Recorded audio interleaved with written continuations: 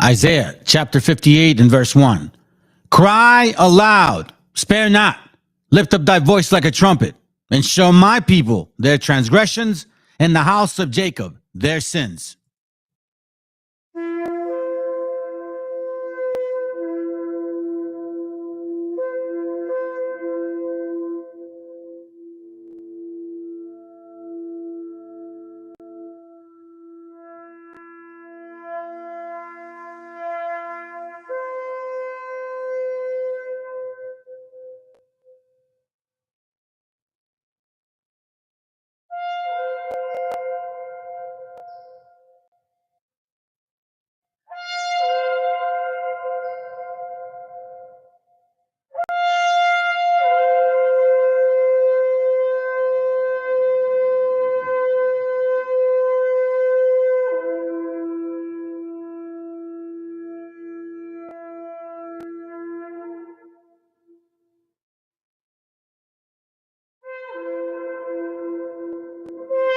Copyright disclaimer. This content does not belong to Bible Chronicles or claim this intellectual property. The content provided today has and always will belong to the content owner. Bible Chronicles does not have any affiliation with the owner of this property. As mentioned, Bible Chronicles did not intend to make use of any material for the purpose of harvesting gain. However, Title 17 of United States copyright law states material in use can only be done when it's for theological or general educational purposes, and thus Bible Chronicles believes that this principal material falls under fair use, which honors protection under Section 107 of the same U.S. copyright law. Un poco de rap, reviviendo el real hip hop que hay en mí. Una habla hispana con estilo jamaicano, así es que yo lo camino, escucha esto y dice. Hoy yo vengo a demostrarle, como quien dice, a comentarles, a mostrarles flow brutales. No, a cantarle, a rapearle, o a entonarle de forma muy liricales. Mi lengua es un gatillo para partir la instrumental y así que dale. A repartirles, a partirles y a darles. A repartirle música son buenos oyentes y a partirle la madre dique a esos referentes pa' mi cantantes ficticios. Rap desde mis 14, mi mayor beneficio. Rap como mi vicio, este es mi mejor oficio. Gracias al movimiento, todo lo que por mí hizo me salvó de caer al precipicio, me volvió tremendo liso. Haciendo rap, haciendo reggae, soy un mago sin hechizos. Con permiso, si quieres también te improviso. Tanto potencial, yo no solo lo diviso, ahora me psicoanalizo. Así que atento, escuche un poco de lo que hay. Fusionando estilos, este es mi real style. Ay, boom, bye, bye. Todo alto calibre, pana demasiado nice. Así que atento, escuche un poco de lo que hay. Fusionando estilos, este es mi real style. Ay, boom, bye, bye. Flow de alto calibre, pana demasiado nice. Ay, escucha lo que hay. Escucha lo que traigo, como tu mente la distraigo y lentamente yo cabalgo. Tanto payaso pegado que ya sé mucho de lo que valgo. Gracias a la calle y gracias al barrio por llevarme a conocer este sonido extraordinario. Fue más que necesario para perseguir un sueño en una basura de salario. Varios de mi vecindario con los que me levanté, muchos de ellos están presos, otros ya tragando tierra o detrás de una pared. Por falta de oportunidades o por nuestras mentalidades. Son duras las realidades, ni lo sé ni tú lo sabes. Mañana qué te puede pasar. La muerte te empezó a rondar desde el día en que naciste y creíste que en ti no se iba a fijar. Estamos peligrando desde el primer respirar. Mientras tanto, sigo vacilando la pista, convirtiéndome en mejor artista, dejando de ser pesimista, más optimista, más realista. Tus sueños y metas dependen de lo que resistas o insistas. No te preocupes del cómo te vistas, preocúpate del cómo se encuentre tu conciencia para el día que la desvistan. No se escuchan nada. Loco como Rodman, líricas vuelan como gárgolas. Pero pango es tu canto, no puedes papar. Así que atento, escuche un poco de lo que hay. Fusionando estilos, este es mi real style. Ay, boom, bye, bye. Todo alto calibre, pana demasiado nice. Así que atento, escuche un poco de lo que hay. Fusionando estilos, este es mi real style. Ay, boom, bye, bye. Todo alto calibre, pana demasiado nice.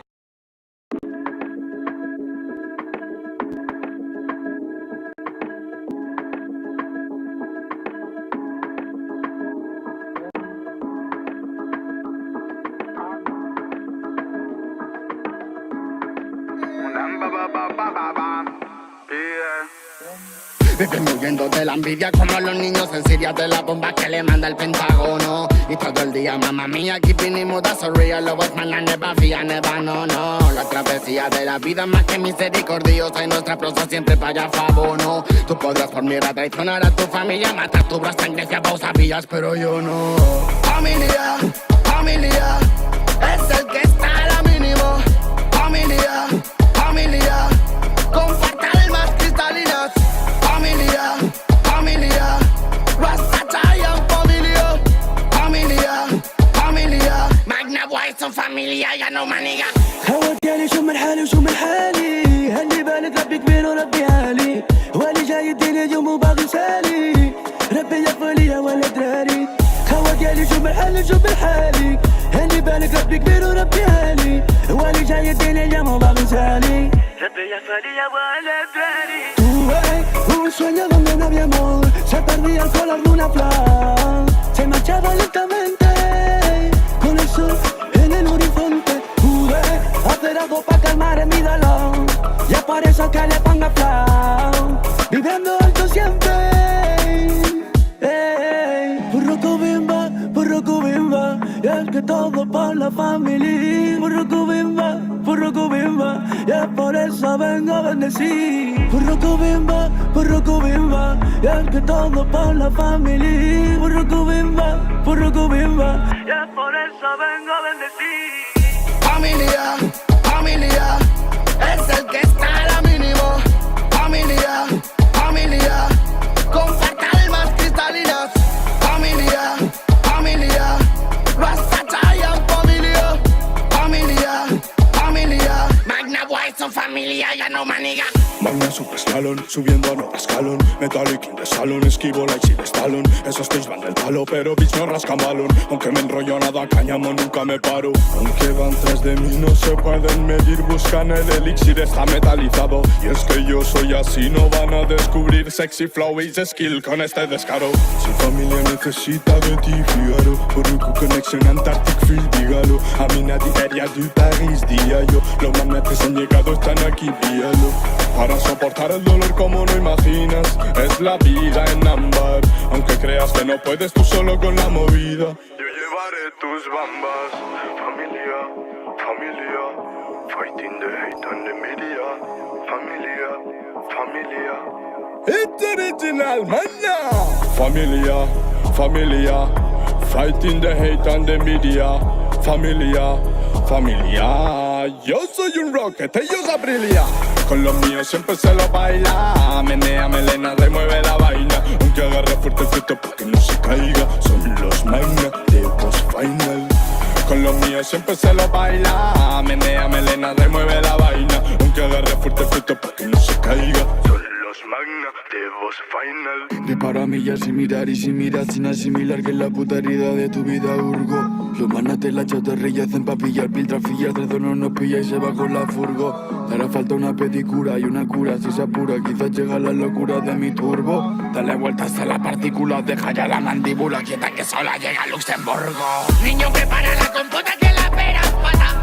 Pero vinimos a mejorarla. Pa' hablar por mi familia y tengo autoridad.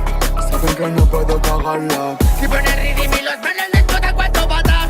¿Quieres esa vaina para probarla? Estoy aquí en el party donde se gata. Guata, que el guatan alma. Vivimos huyendo de la envidia como los niños en Siria de la bomba que le manda el Pentágono. Y todo el día, mamá mía, keeping it mood, that's so real. Love was man, I never fear, never, no. La travesía de la vida más que misericordiosa y nuestra prosa siempre para allá favor, no. Tú podrás por mí traicionar a tu familia, matar tu brazo en iglesia, vos sabías, pero yo no.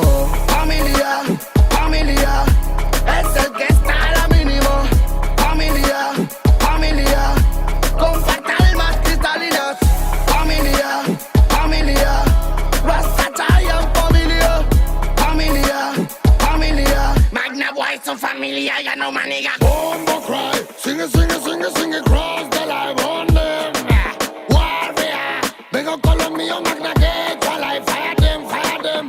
Bombo cry, sing it, cross the line on them. Warrior, vengo con los manas, esa get to life, fire them. I could stop, shut up on the microphone ballad, and the smoke the marijuana, psycho Buddha bombo clap, and bang in the street, fire burning.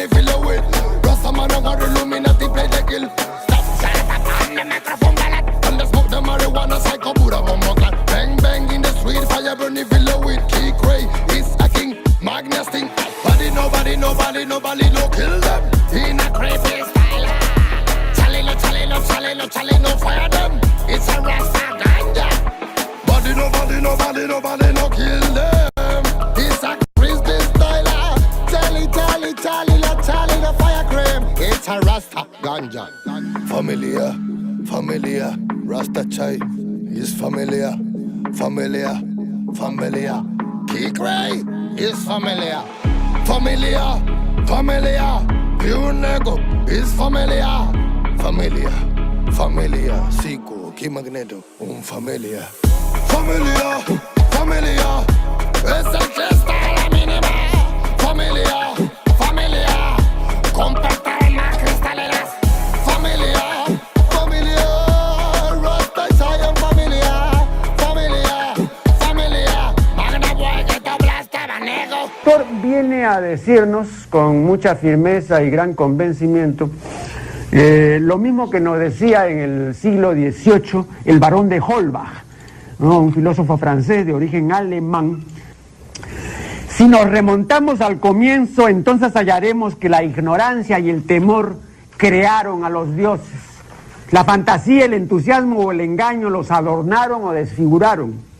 La debilidad les rinde culto, la credulidad los conserva, la costumbre los respeta y la tiranía los apoya para que la ceguera de los hombres sirva a sus propios intereses.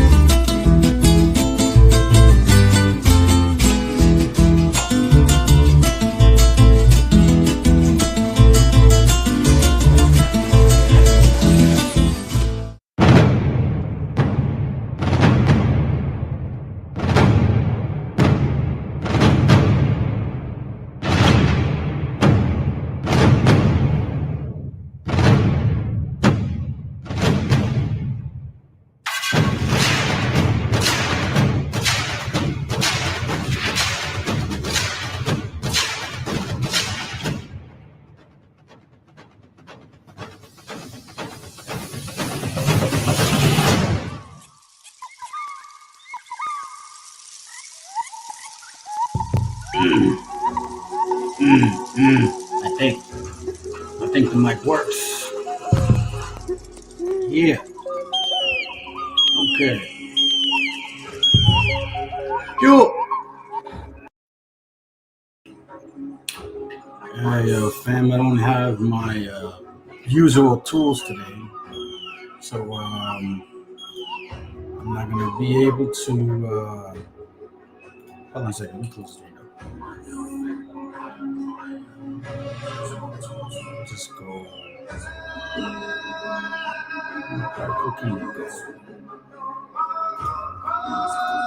I'll just do this for now. Anyhow, so check this out, family. Where I usually do the classes, it's not working, right? So my internet, electricity, all of that stuff, it's not working. So I have to do it in another place. So I don't have all my tools. It's Benson. Anyways, let me go ahead here. Let me put a screen up there at least so we can. Let's go here real quick. Let me share the screen. Give me a second. Okay, hope you guys can see that. Let me go to this side here. So this book is called Harvest of Empire, History of Latinos in America. Right? And it basically, it's the purpose of the title too. You know? As you can see, the harvest of an empire. He that leads into slavery shall go into slavery. It's kind of a point I'm going to try to make today. All right. Before I do that, I do want to clear something up, because we have people that come to this channel, and I don't know, want to tell us, or at least tell me, use me to tell you that we in Hebrews and yada yada yada, and I'm this bunch of these nations. Okay, so what gives me the authority? I'm gonna go through that, but before I do, let me say what's up. Let's see, what up? Hey, what up, Chris? What's up, brother? What's going on, man? Good to have you here, bro. I have all my notifications set, and at times they don't work. Yeah, that's right.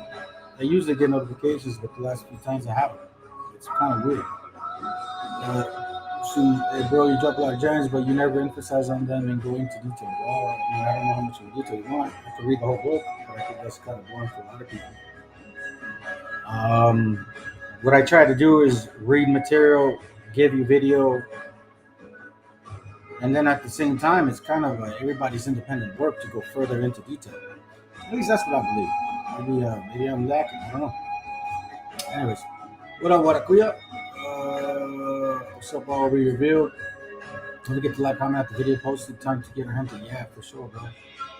Let's see. It's like Nahua and its connection to the Creator. When you talk about the mother and her weeping for her children, we're about to face the uneven bread the leavened bread.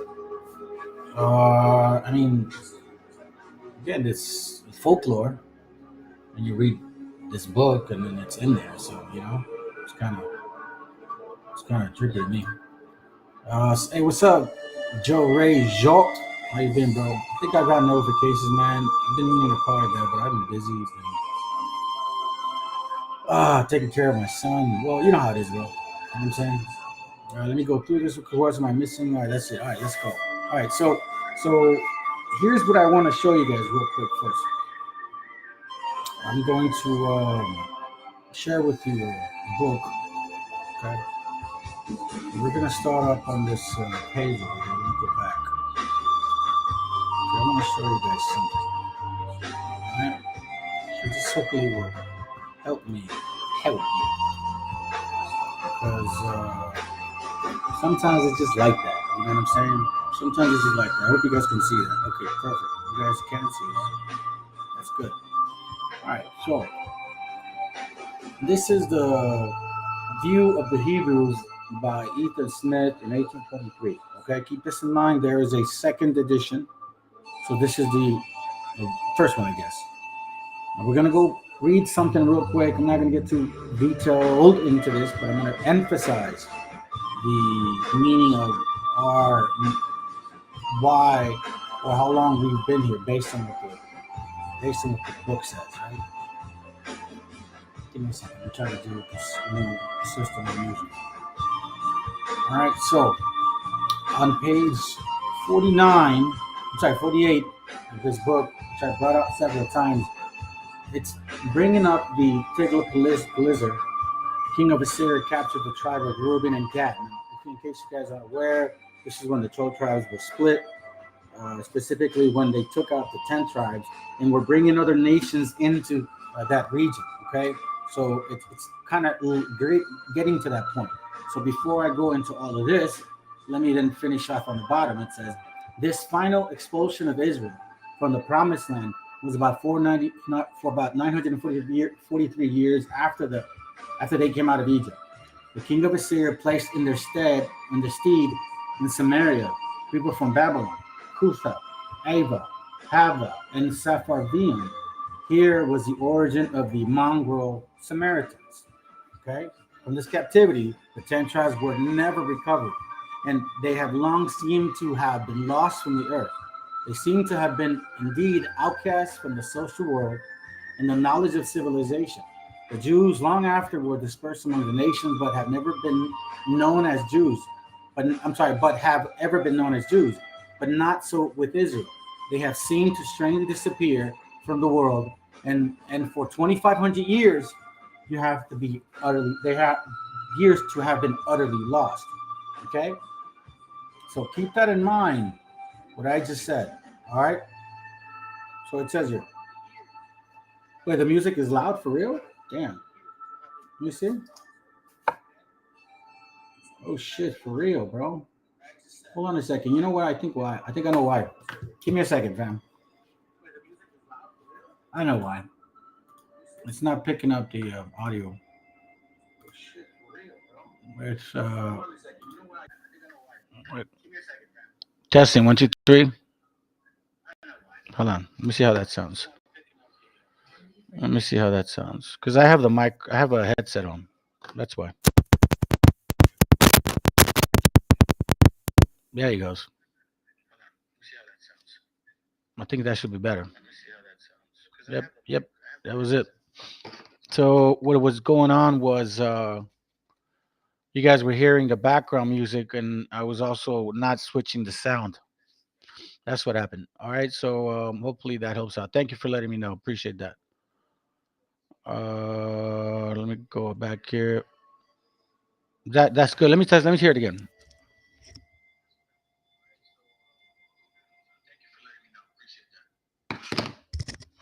Yep. That should be it. That should be it. Okay. There you go. Yeah, I had my headset on, man. It just apparently I had the microphone of the what do you call it? The computer. Anyways. All right, so let's go back. Give me a second here. Let's see once again. Hopefully you guys can see what I'm seeing. Okay. All right. So once again, it says they seemed strangely to disappear from the world and from for 2,500 years to have been utterly lost. Okay. Now that's significant. When the split occurred, like the official split when Israel left and everything was between 700 BC to 500 BC. Okay. I mean, I started in 900, give or take. No, about 700, I lie. But the official, when the 10 tribes were done and away with, that's about 538, 540, 500 BC, I would say. All right. Some people pinpointed between 538, 535, 530, 540. So, you know what I mean? You choose what you want. Now, that's on page 49. Okay. So let me now show you how significant this is. And again, I'm going to try, I'm going to prove a point right now because some people say, well, what gives me the right? Okay. Well, I'll show you what gives me the right. Okay. Now, it talks about the reunion of the two branches of that people follow. Okay. By the figure of the two sticks taken by the prophets, right? So we know about these things. But again, we are dealing with, hold on, where is it at? Matter of fact, let me just do this. I'm not going to waste my time like that. I'm just going to go here. Okay.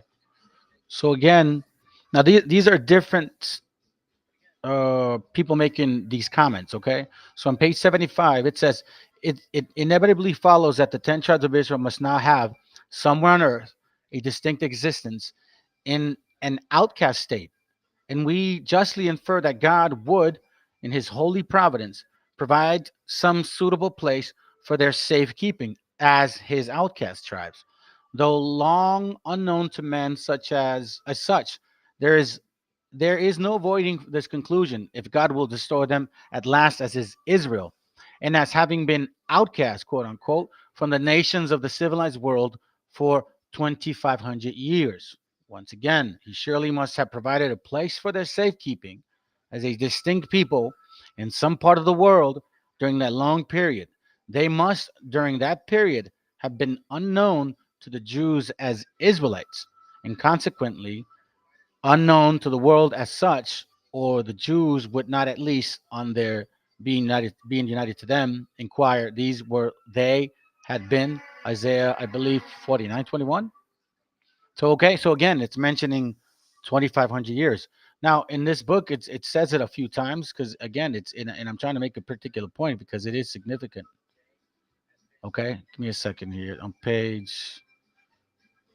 Here it goes again, page 80. Okay, it says here that the Apocrypha acknowledges and has been ever secluded from the knowledge of the civilized world. Would you hesitate to say you had found the 10 tribes of Israel and that God sent them to a sequestered region of the earth to keep them there a distinct period during an outcast state of at least 2,500 years? Would you say not? Would you not say we have just such kind of evidence as must at last bring the people of light among the nations? And would you not say there is much more evidence of the kind of there being the people of Israel than could rationally have been expected after the lapse of 2,500 years in a savage state? Again, 2,500 years. Now, methinks I hear every person whisper his full assent that upon the superstitions made, we have found most essential pile of the prophet Ezekiel, valley of dry bones, which again signifies another point that I'm going to make. Now, if you consider 2,500 years, okay, let me see if I could give you a couple more examples and then we'll move on. This is page 80. Let's go to page 89.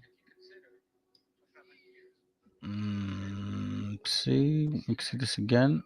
Is it 89? There it goes right here. Again, this Dr. Boudinot from Edwards Adair and others to show how clearly the Indian language is from the Hebrew. Some of these Indian words are taken from one tribe and some from another. In a long savage state, destitute of all aid from letters, the language must roll and change. It is strange that after a lapse of 2,500 years, once again, a single word should, among such a people, be preserved the same. So he's mentioning how strikingly similar the pronunciations of the Hebrew word compared to the words or pronunciations that our brothers or brethren were speaking here, the way that they were speaking. Matter of fact, a lot of us, we understand the whole concept of Abba, because even us, but from like Mexico, especially. I don't know about you guys here, but a lot of us over there would say Abba. Instead of Papa, we would say Abba, Abba, like APA, not PAPA. So flipping up the P to the B, it's not a no brainer. And anyways, that's what he's referencing, right? So once again, how is it so that some of these words so similar after 2,500 years can have that have like not changed much? How is that possible, right? Once again, it says here 92, these things considered of a language among savages 2,500 years after the expulsion from Canaan, right? Meaning that land, Israel. So as you know, let me go here one more. I'm gonna say one more, a few more, and then that's it. Okay, hold on, right here. And it says here, let's see what we got.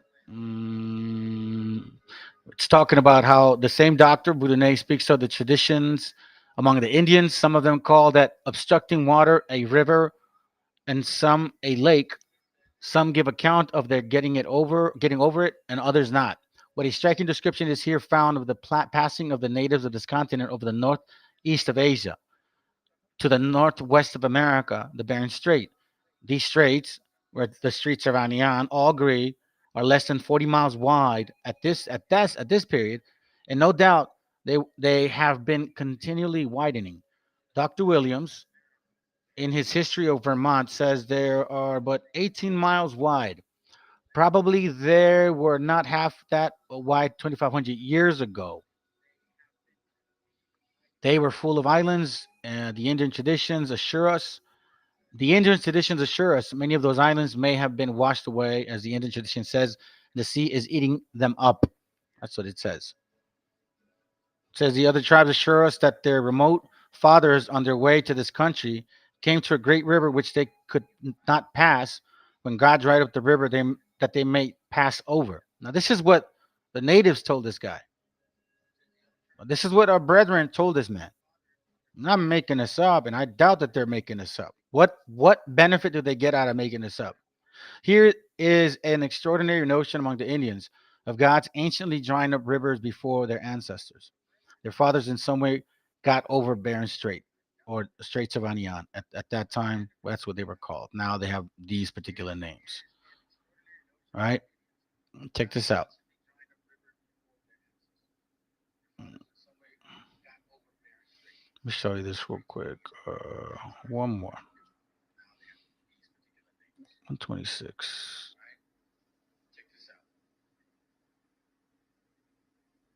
Let's see. Here it goes here.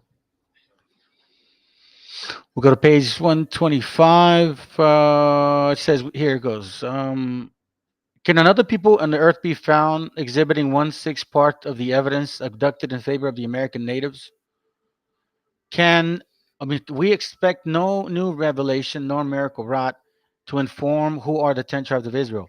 Here is just such evidence as we should rationally look for. That's again, it's about rationality here. It's not about emotions. It's not how your parents made you feel.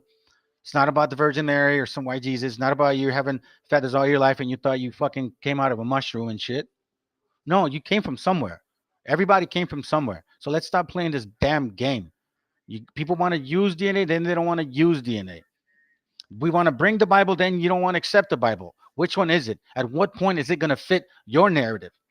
Because it says, but 6 times as much of it we should, as we should dare to have expected after a lapse of 2,500 years with the people without letters. Now, I'm going to say something, and I've said it before in a lot of classes, and I've shared with you guys all these books. The Lutheran newsletter clearly reminds us that as soon as they got here, we were not allowed to have any kind of form of the books. You guys remember that, right? You must remember that because those are facts. In case you forgot. In case you forgot. So if that means that we were without, form or so-called the books in a sense, I mean, somehow, some way, people might have, in case, interfered with our history and knowledge. You guys have to come to that conclusion. So now, why am I sharing this? Because they got people here that come to this channel and they want to tell us that we are this and then we are that and that hold on a second, fam. Let me see if I could get this out of the way. Let me see. Hold on. Let me see. Let me go ahead and I'll keep this here like this for now. I'm trying to mess with a new system. And not a new system. It's like a new software on this computer. And it's kind of tricky. It keeps things in a certain place. And it's only, I mean, obviously, it's only one screen. So give me a second. I'm trying to get organized here. All right, here we go. So now what I'm going to show you, I'm going to show you some images right now. Okay. Give me a second here.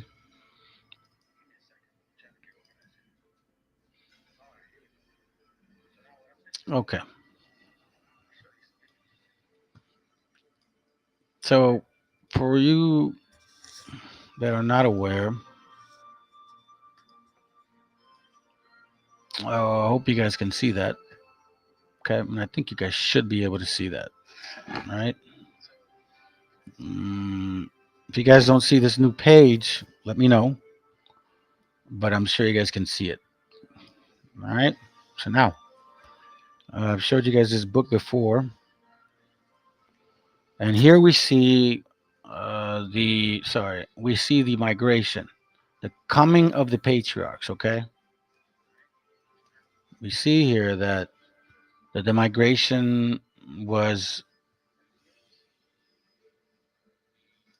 from Persia, Gulf, Babylon, Ashur, Haran, Sidon, Tyre, Jerusalem, okay?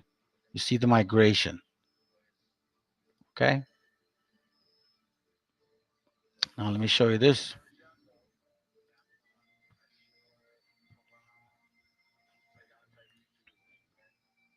See if I can show you this now.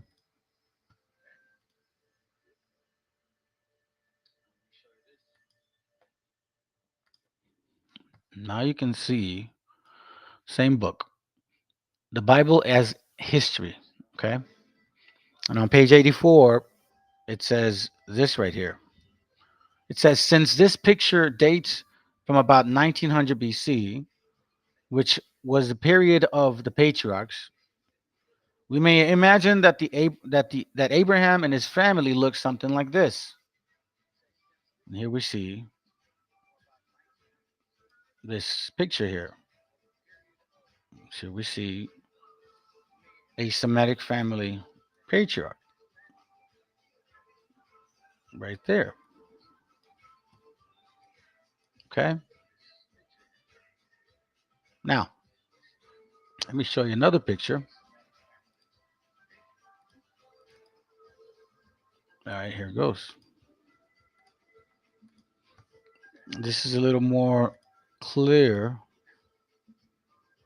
with regards to the space of this region. Okay, again, we're talking about Persia Gulf, Babylonia, Syria, Mesopotamia. That's that horn shaped type, right?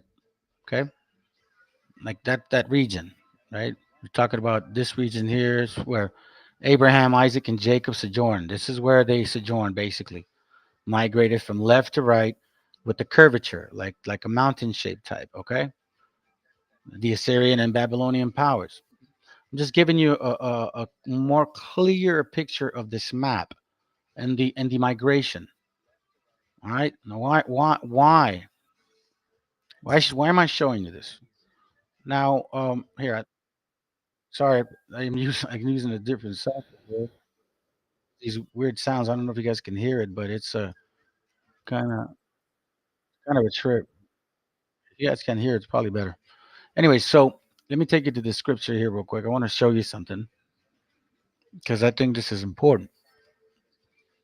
You cannot overlook these particular things because they do matter.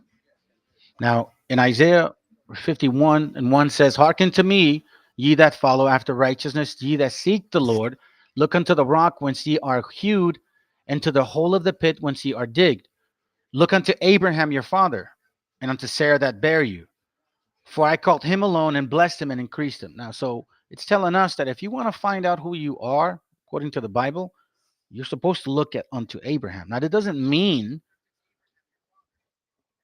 you can't believe the entire scripture. I'm not saying that, but we need to look at his origin because, sorry to tell you, uh, BHIs, you guys always want to go to the Meshiach, but he didn't have any kids. You know what I'm saying? And he's talking about lineage here. Look unto Abraham your father. Now it says, "The rock from when ye are hewed, and the hole of the pit whence ye are digged." Why? Because he came out of the Ur of the Chaldees, where there was a massive amount of gods. And those are facts. Massive amount of gods, and we know this now. Now, why am I saying this? Why am I saying this? Once again, why does this matter? All right, I'm going to show you why it matters. Because, in this channel, man, we don't lie. And I don't sugarcoat things, and I ain't trying to BS nobody.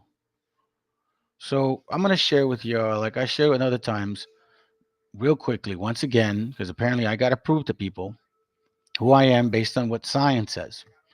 Now I'm gonna show you and also explain two things. The reason I emphasize Haran, Abraham, and the 10 tribes and the 2,500 years is because I'm gonna show something to you.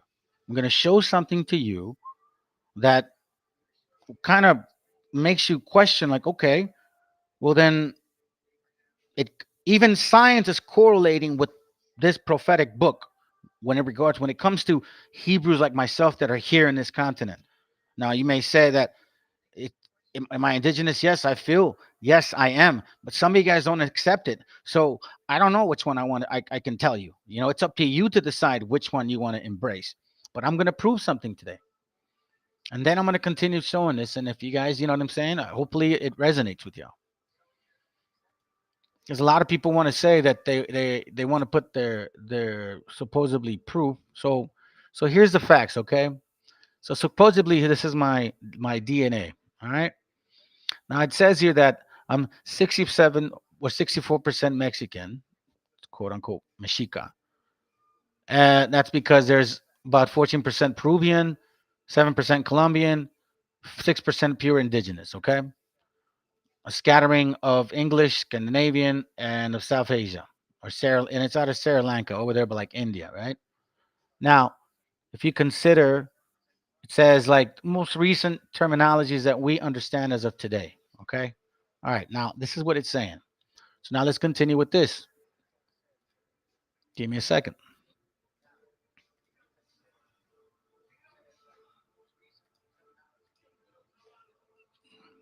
Let me check real quick.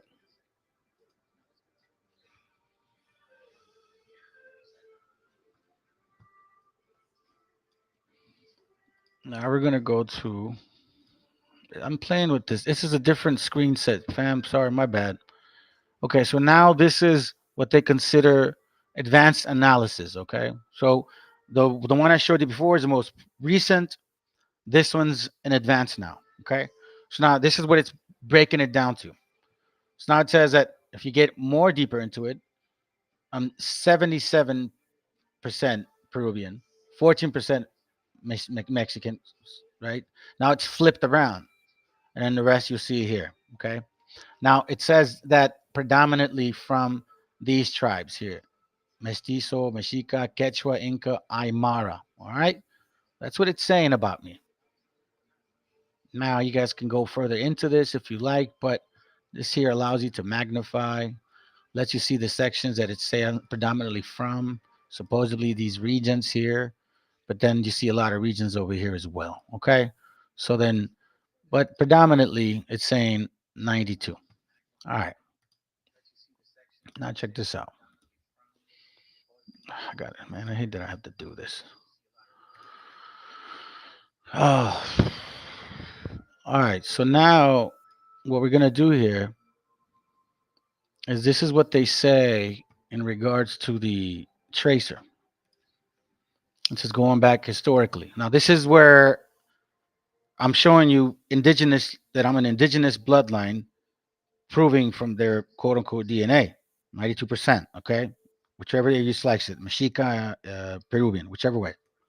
Now this is going to say that it's going to go tracing back about 2,000 years, about compared to today. Okay, so here's why. It says that Peruvian, the most recent. That's my street. That's my legal name. Okay, and then it says 1870. Right now, you start seeing some changes, and then you continue to go here again. Right now, we're going back further into years. 1820. You see this again. Okay, and you think, oh well, this is proving something else. No, no, just wait. So now you look at 1795, 7 generations back. 1795, Mexica as well. It's Peruvian. Peruvian, Mexica or Mexican. Peruvian, Mexican. Peruvian, Mexican. Peruvian, Mexican. You get the point, all right? Okay, so now if you go further down, there is a change at this point going to 1520, 1492, 1470. Right now, I was born in Guadalajara. My family is from Guadalajara. So this is only going by what DNA says, okay? So now check this out. Here's my point. Of the 2,500 years the book's talking about, the 10 tribes of Israel have been lost for quite some time. Now, this DNA is saying that I'm 92% indigenous, tracing all the way back to 245 AD. Okay? 245 AD. You understand that now? 245 AD. All right, let me see if I can now change this page. Sucks that I have to do this shit. Let me see if I can change this page now. So now what we're gonna do is we're gonna go into my forefathers, where they originate from. Okay, so now I'm showing you that I'm supposedly 92% indigenous, tracing back all the way to 2,000 years, 245 AD. Keep this in mind. We just read a book regarding how the 10 tribes have been lost for that long. Probably, if you count, calculate, yeah, about more. Right now, here's where it gets interesting. Some of you guys may say, well, I see that number or letter there. That means you're a European. Okay. That would mean that I came in 1492. That's what it would mean. So here's what it's showing based on my DNA of my forefathers. Even after showing 92% indigenous, 245 AD, tracing back that my bloodline's been here that long. But even then, because that's as far as it can go, it goes back and says, but by the way, your forefathers not only come from this, not only are they R1B, not from Europe, okay, but not only are they R1B, but they're from what region? The same region that I just shared with you, where Abraham, Isaac, and Jacob, where their bloodline dwelt in. Abraham, Isaac, and Jacob, that's where the 10 tribes came, 12 tribes came from. Abraham, Isaac, and Jacob. The 12 tribes came from Isaac and Abraham.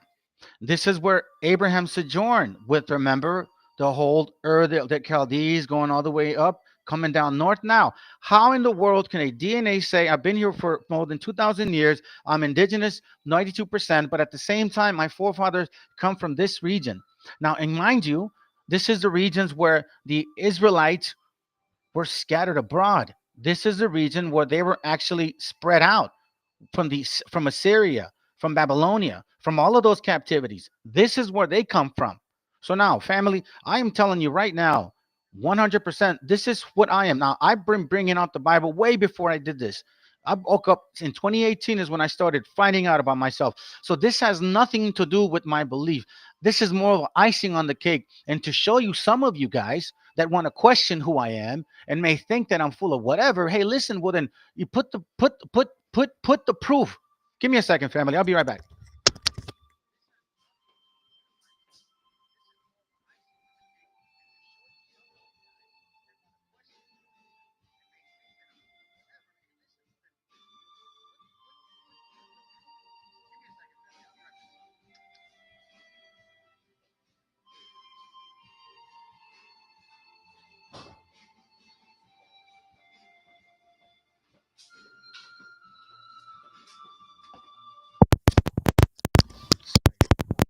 I'm watching my dog, and I think he was scratching my door. Anyways, this is my point here. This is so what gives me the right to talk about these things. Oh, where are you Mexicans at? I don't see Mexicans. I don't see Mexicans in Egypt. I don't see you. It's like, what is a Mexican to you? What is an indigenous individual to you? Nobody's over here, forcing anybody to believe any of this stuff. I'm simply making a case as to why I have the right to say what and share what I shared. This is my walk. This is my story. And if I have brothers here that understand and can share my walk and my story, and they understand, then they relate to this as well, then all praises to the Most High for that. And if y'all don't believe, then you don't believe. I ain't here to convince anybody, bro, at all. Yeah, I got the Jeremiah one in there already, bro. I got you. So when you talk about, you know, or coming to question people, you need to first find out if you are even a Hebrew, because technically a lot of you guys, and you know who I'm talking about, BHIs, y'all love to say we're not the people of the book, but you can't prove a damn thing yourself, let alone even with science. And like we've said in other classes, a lot of you guys have a great mixture of mixed blood. Now, let's get to it. That's my 2 cents to that shit. So if anybody wants to question this, and so be it. So now let's go into these whole. So let's go some topics now, family. All right. So I want to make a case on this. I'm gonna keep going back to the other book. Don't get me wrong. I'm gonna keep going back to this other book, but I want to show this to you guys because again, the topic at hand is what? Topic at hand is this. Let's not forget this. Let's not forget this shit at all. It says the harvest of an empire. He that leads into slavery shall go into slavery. Right. All right. So what's going on with this, man? What is this? I didn't choose this. Oh man, this sucks. Really? Seriously? Give me a second, fam. Anyhow. All right. So let's just read this real quick. All right, let's read this real quick. So the harvest of an empire, that's the book. Chapter 2. Let's read this. Let's start off with what it says. It says here. However, now by the way, I have this book, but I left it at my office and I just anyways, let me not explain. The Spanish borderlands and the making of an empire. This is why I show this to you, fam, because I care about this shit. I'm talking to our gente, our people. What is this? I don't want to play this. Give me a second, family. Why is it playing this boring shit? Hold on a second, family. I'm getting annoyed by this. Or let me see if I can play something else. Hold on.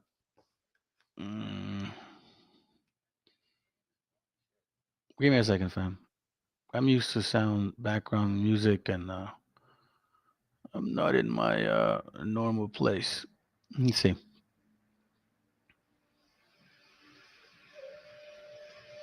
Okay. All right, here we go. All right, so it says the Spanish borderlands and the making of an empire, 1810 and 1898. It says, however, our present interests may restrain us within our limits. It is impossible not to look forward to distant times when our rapid multiplication will expand beyond those limits and cover the whole northern, if not the southern continent. Thomas Jefferson, 1801. Now, some of you guys should know what scripture you should go to when it comes to this, right? You guys should already know that. Genesis. That we know how this nation of people would move, right? Now, let's continue. When they embarked on the road to independence in 1810, Spain's American colonists were far richer in resources, territory, and populations than the infant United States. Of the few decades, however, the four Spanish viceroyalties, New Spain, New Granada, Peru, and Rio Plata, fragmented into more than a dozen desperate nations, most of them crippled by internal strife, by economic stagnation, by foreign debt, and by outside domination. The United States, on the other hand, expanded dramatically in territory, population, fashioned a stable and prosperous democracy, warned off foreign control. Why such a staggering difference in development? Historians in this country usually attribute to the legacy of English and Spanish colonialism. The austere Protestant democracy of the Anglo-Saxon farmer and merchant, they say, was ideally suited for the carving prosperity from a virgin frontier in a way that the Catholic tyrannical society of Latin America were not. That perspective, however, ignores the discordant and unequal relationship that emerged between the United States and Latin America from the first days of independence. It masks how a good deal of 19th century U.S. growth flowed directly from an Anglo conquest of Spanish speaking America. That conquest has how it unfolded and how it set the basis for modern Latino presence in the United States is the subject of this chapter. So now we see that we're talking about an expansion of its territories, right? From here to here, from here to here. It began in 1800 specifically, all the way to Spain. Let me go here. To justify it all, our leaders popularized such pivotal notions as America for the Americans and Manifest Destiny, the latter term emerging as the 19th century code for racial supremacy. Because that's true. That's what it is. Manifest Destiny is just racial supremacy. There's no ifs, ands, or buts about it. You can't get around it. You can't explain it. You can't justify it. Matter of fact, I'm going to tell you this right now. In 1823, they used the exact papal bull to claim territory. Read it. It was what case is it? Marshall versus I don't remember who, but you should look it up. These things are for real. And this is where we talk about the harvest of an empire. But it takes the harvest of a mind of a people in order for it to become an empire. You have to understand that. Now, let me give you some details as part of that harvest. Okay, this is from the book, but just some examples out of it. Okay, so let's read right here. Excerpts, bodies for bananas. It says, listen to this. It says, Guatemala, Bodies for Bananas, page 135, 137. In a similar fashion, the tragedy of modern Guatemala owes its origin to U.S. foreign policy. A garrison state for more than 40 years, Guatemala was home to the largest and bloodiest civil war in Central America history. The roots of that war go back to an almost forgotten CIA-sponsored coup in 1954, which overthrew a democratically elected president. Now, I'm going to share this with you The whole continent to me matters. The whole continent to me matters. The whole continent to me matters. The whole continent to me matters. I'm telling you right now. Okay? And I need you to remind yourselves that these invasions of these people were not docile. They were thorough, aggressive, and it wasn't just when you see the Americanized red and white and blue flag. It also deals with the Khazars. I showed you my history in regards to who I am based on bloodline, and I mean, there's no denying it. Okay, why am I emphasizing these particular historical aspects of our people, our gente? See, these decisions here that were made at that time, we know based on history, and I showed you guys in other classes. I invite you to invite you to go to them, where I clearly break down exactly how these foreign nations were embedded and indebted with all the civil war that was going on at that time in Mexico, Central and South America, with the drug war. And it had to do with Mossad. It had to do with a lot of those things. All of these CIA-sponsored coup, Mossad was involved in this. I guarantee you. Throughout the early part of the century, Guatemalan president faithfully protected the interests of one landowner above others, the United Fruit Company. President Jorge Ubico, who ruled the country from 1931 to 1944, surpassed all his predecessors in the favors he bestowed on UFCO. Ubico forced Guatemala huge populations of landless Mayans to work on government projects. You see this? Landless Mayans to work on a government project in lieu of paying taxes. He made all Indians carry passbooks and use vagrants laws to compel them to work for the big landowners. As for Ubico, pension for jailing opponents and stemming out dissent, Washington simply ignored it so long as U.S. investment in the country flourished. Now, do you guys know whose backyard this belonged to? The Khazars. I've showed you guys another class with Khalifas. Khalifas, I said that the Central America was the playground for the rich, the Rothschild, all of them fools, because these are their companies. Just like they're doing over there, they're doing it here. But they've been doing it here for longer. Over there, they just rushed real quick. After 1948, bam, they started destroying the brethren over there. Ubico, like all region dictators, eventually arose a population against him in 1944. A coalition of middle-class professionals, teachers and juror officers, many of them inspired by Franklin Roosevelt, New Deal liberalism, launched a democracy movement. The movement won the backing of the country growing trade unions and rapidly turned into a popular uprising that forced Ubico to resign. The first democratic election in Guatemalan history followed in 1945. Voters chose as president Juan Arevalo, a university philosophy professor and author who had been living in exile in Argentina. Tall, handsome, and heavily built, Arevalo was spellbinding orator. From the moment he turned home to launch his campaign, he became an almost messianic figure to the Guatemalans' impoverished masses. After 6 years in his office, Arevalo was succeeded by Jacobo Arbenz Guzman, a military officer in Arevalo discipline. So as you can see, that his whole involvement. Look at this right here. More importantly, it covered that the vast holdings of the United Fruit Company, which owned some 600,000 acres, most of it unused. Of 341 landowners, only 1,700 holding came under the provisions. You see this exploitation? By who do you think?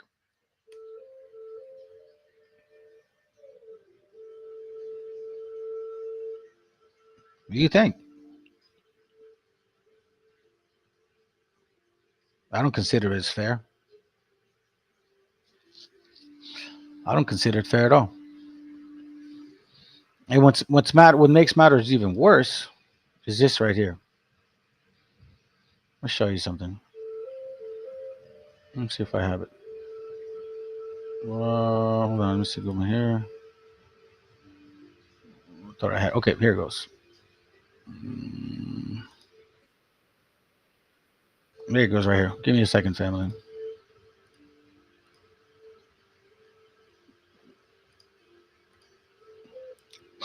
I'm going to give you a history of what they've done. And then I'm going to show you what happens. This has been going on for a long time, family. They've been treating us and looking at us like savages. Take a look. This is today. We read some history. We're going to see a video today. And I'm going to show you another video that a man actually talks about what they went through in the Bracero program. And it was in the Bracero programs and all these things where we thought it was only in 1917 where they were fumigating our people with DDT or DDT, right? It didn't stop then. I told you guys it didn't stop then. The embarrassment. And still, we have new information this morning about President-elect Donald Trump's plans on immigration. The incoming border czar, Tom Homan, says the administration intends to revive practices labeled cruel by critics, including separating families. Scott McFarland is covering the Trump transition and joins us now. Scott, good morning. Hey, Dana, good morning. Homan told the Washington Post immigration authorities will once again put families with children in detention centers when Donald Trump returns to office. That's a policy that was halted by the Biden administration in 2021, and that they'd begin building new holding facilities for immigrant families to kickstart that controversial process. Homan also says the feds will try to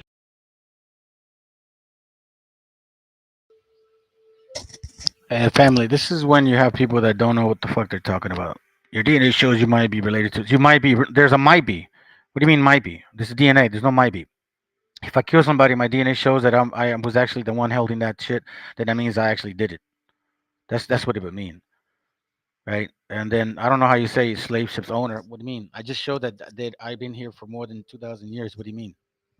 Now I show my DNA because apparently the Bible ain't enough, and then now I show my DNA. Now the DNA ain't enough. Nothing will ever make you haters happy. So it don't matter to me what you guys think. Y'all can just go on and on and on, bro. And I'll tell you this right now. You can debate me all day, and I'll still prove that who your BHI concept is, you're not the people of the Bible. If that's what you're here for, to go ahead and BS us around, you can just go ahead and wait. Yeah, it seems like he is Mr. Expert. Well, then, why don't you get a channel, man, run your shit, and show us who you are, and then see if we can debate. I mean, if you're that ballsy. Anyways, let's continue. Track down nearly 300,000 immigrant children who he characterizes as missing, and that they'd hire private contractors to help locate the children. Immigration experts tell CBS News those numbers misrepresent government data. But Homan acknowledges in the interview some children of undocumented immigrants were born here and are therefore U.S. citizens. Those children cannot be deported, but their parents who are undocumented can be. Homan says it would be the parents' choice whether to let their families be split up. The controversy surrounding family separations just exploded during Trump's first term. His allies have argued it's a deterrence to illegal immigration, Dana. Yeah, people are enraged hearing that may be back. What about some other controversial immigration policies from Trump's first term? Any others that we might possibly see? Yes, in this interview, Homan says Trump wants to reinstitute a Remain in Mexico program, which requires people who seek asylum to escape danger to wait outside of U.S. territory while their asylum claims are considered in U.S. courts, and that can take some time.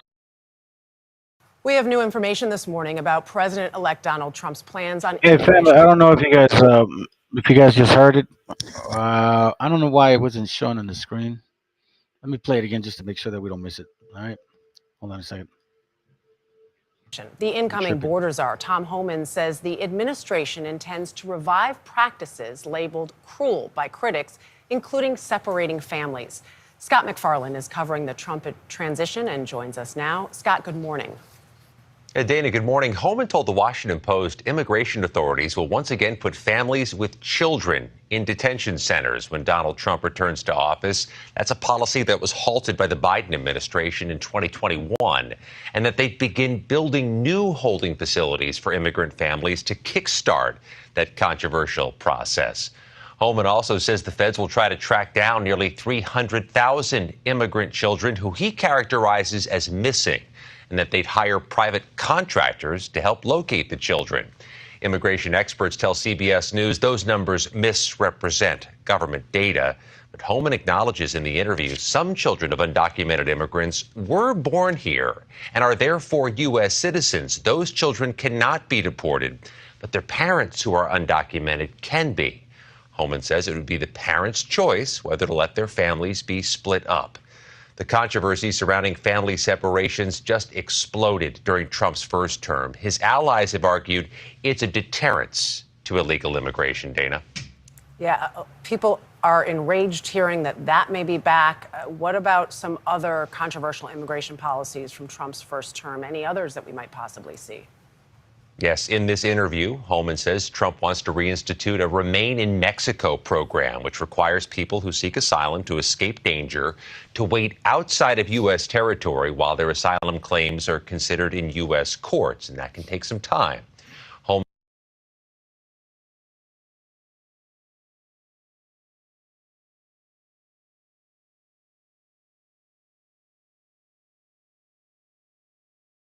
All right, so you guys get the picture on that. So let me show you something now. This is when I saw this, you know,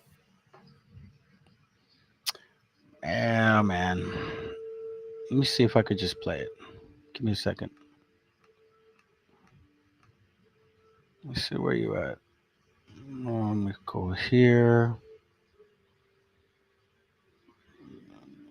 Here it goes right here.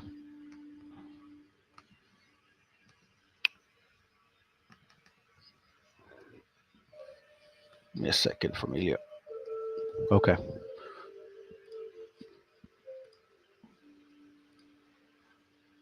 Do this here real quick. All right, now let me switch pages.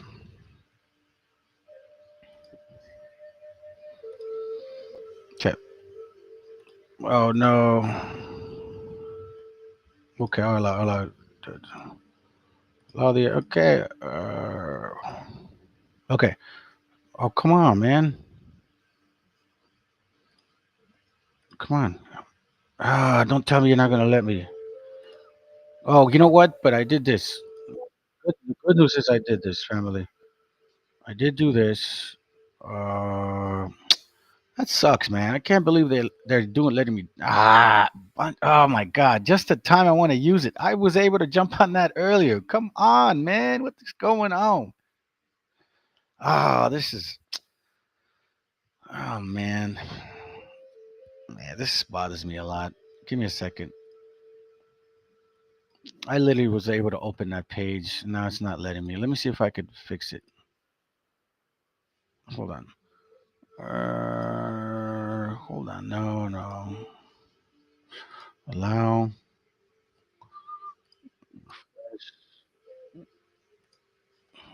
Let me see. Give me a second.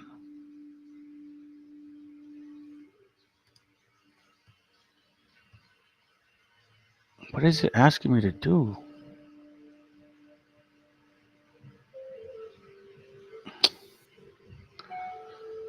This is not cool, man. It's not letting me. Let me see if I can do this. See, this is one thing. This is why I don't like not being where I'm at. Usually in my office, because it's much more convenient. The last thing I wanted was to do this. Let me see if I can pull this up this way. No, that's not it. Hold on, let me see if I can transfer from here.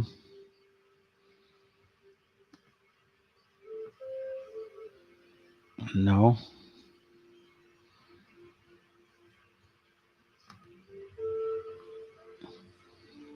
No, it's not going to allow me. This is really sad, fam. Let me see if I can do something about it. Hopefully I can get through it. Because it's a really important point. And it's kind of sad, to be honest. Let me see if I can use it now. Let's see. Okay, I did. I did.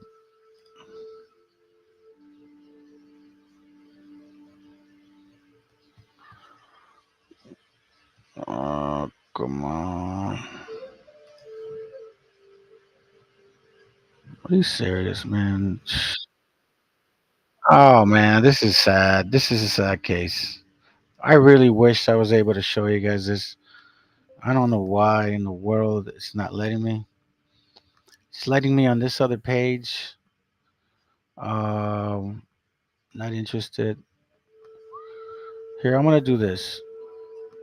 I'm gonna keep talking,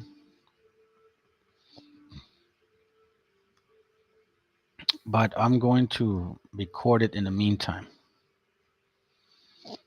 Okay, so as I need to show you this, I'll keep going with the class, but I need to show you this because it's a sad story. It's one thing of reading about it. What one thing is reading it, and another thing is it's someone actually telling you. And you see this gentleman with his kids. They're he's just basically talking to him. So what I'm gonna show you, what I'm gonna record, try to record, God willing, it lets me, is the video. Seems like you're already live. What? Ah, my God. Chihuahua con esta madre. Why is it not letting me do it on this page? Let me see. Hold on.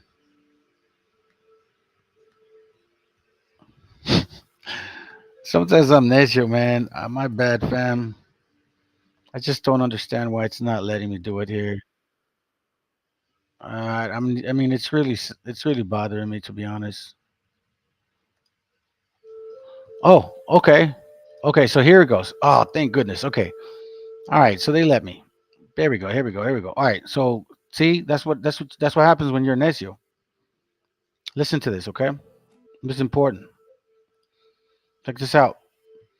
This really is true. This is really what happened. Okay? I hope you guys can hear it.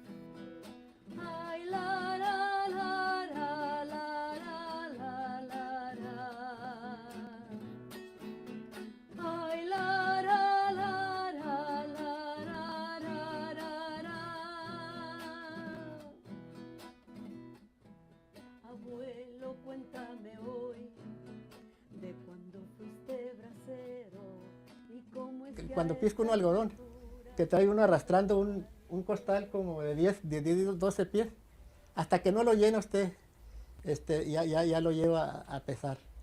Pero mientras tiene que andar uno arrastrando con el costal, entonces la cintura casi se muere uno.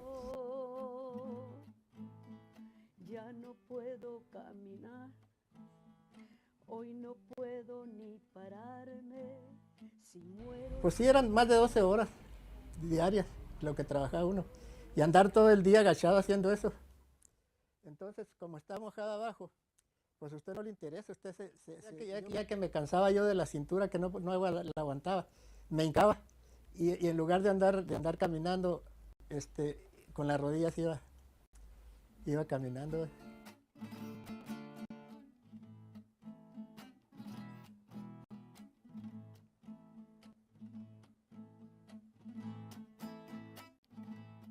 Cuando pasamos a Texas, al Paso, no, pues nos agarraban y nos esprayaban con un spray como insecticida, pero de polvo. Nos bañaban la cabeza, nos hacíamos que nos quitáramos toda la ropa y nos echaban por todo el cuerpo. Dijo, qué humillación, qué bárbaro. Pensando en eso, mira con todo lo que se marcó.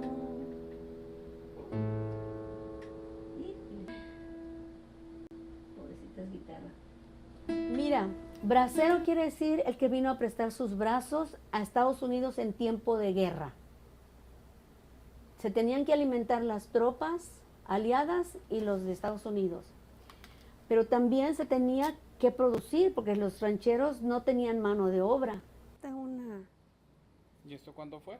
Este fue en el 2013. Esta fotografía de aquí es ahí en Nueva York, donde La mayoría de las personas que cuentan esta historia las callan porque son vergonzosas, porque son muy delicadas. Entonces, desde que conocí esa historia, me fui adentrando en todas las violaciones que se cometieron contra esos 4.6 millones de trabajadores del campo con el programa Bracero. El fruto de mi trabajo, mi esperanza es que con ello puedan tener que vivir esas injusticias y tener que trabajar tanto. Estoy agradecido que no tuve que yo pasar por eso. Y pues me da pena que mi papá tuvo que hacer eso.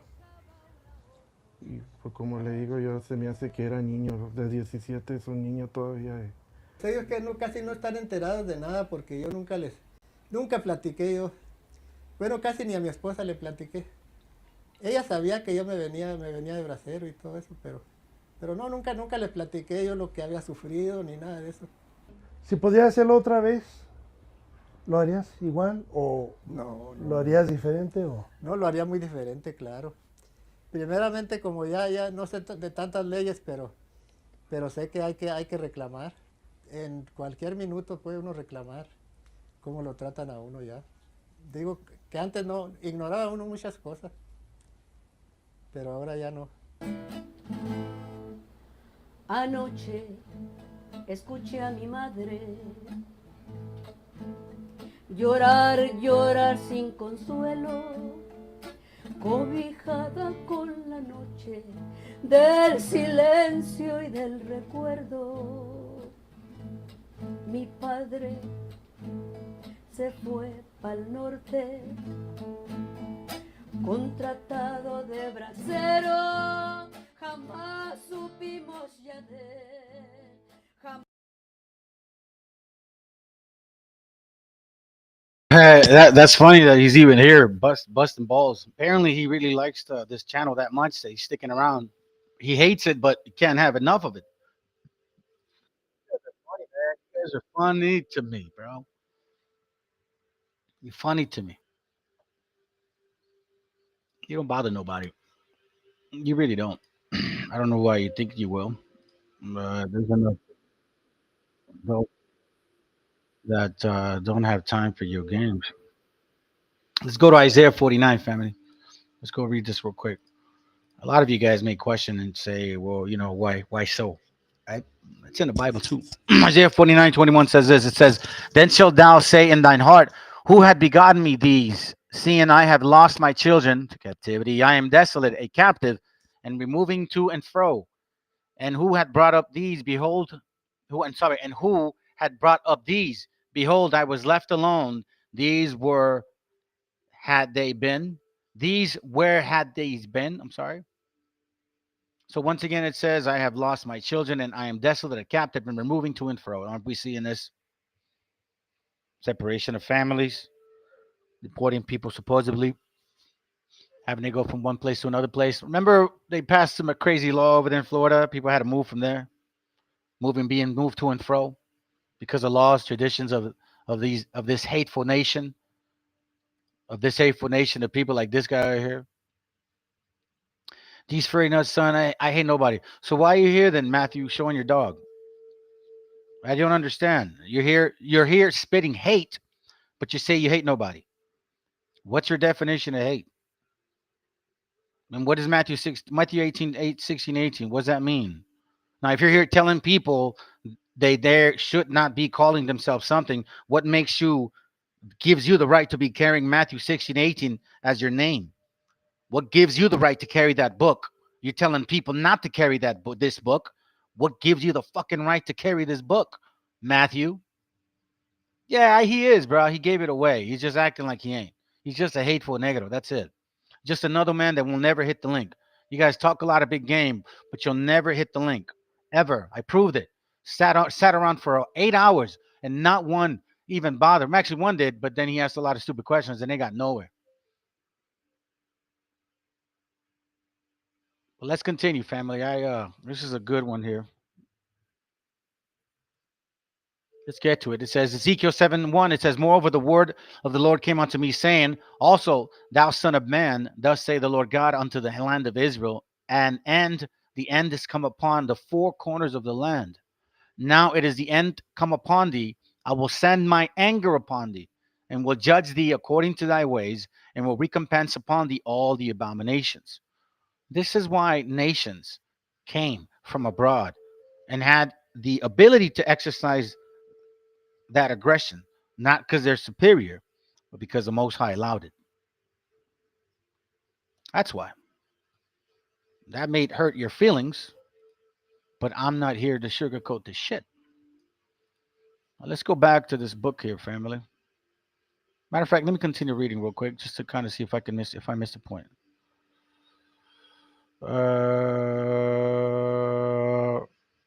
Yeah, let's go to it.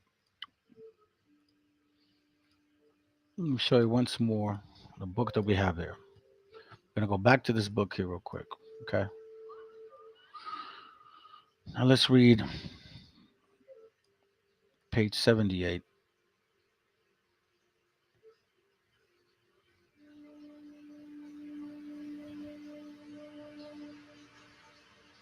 It says here on page 78.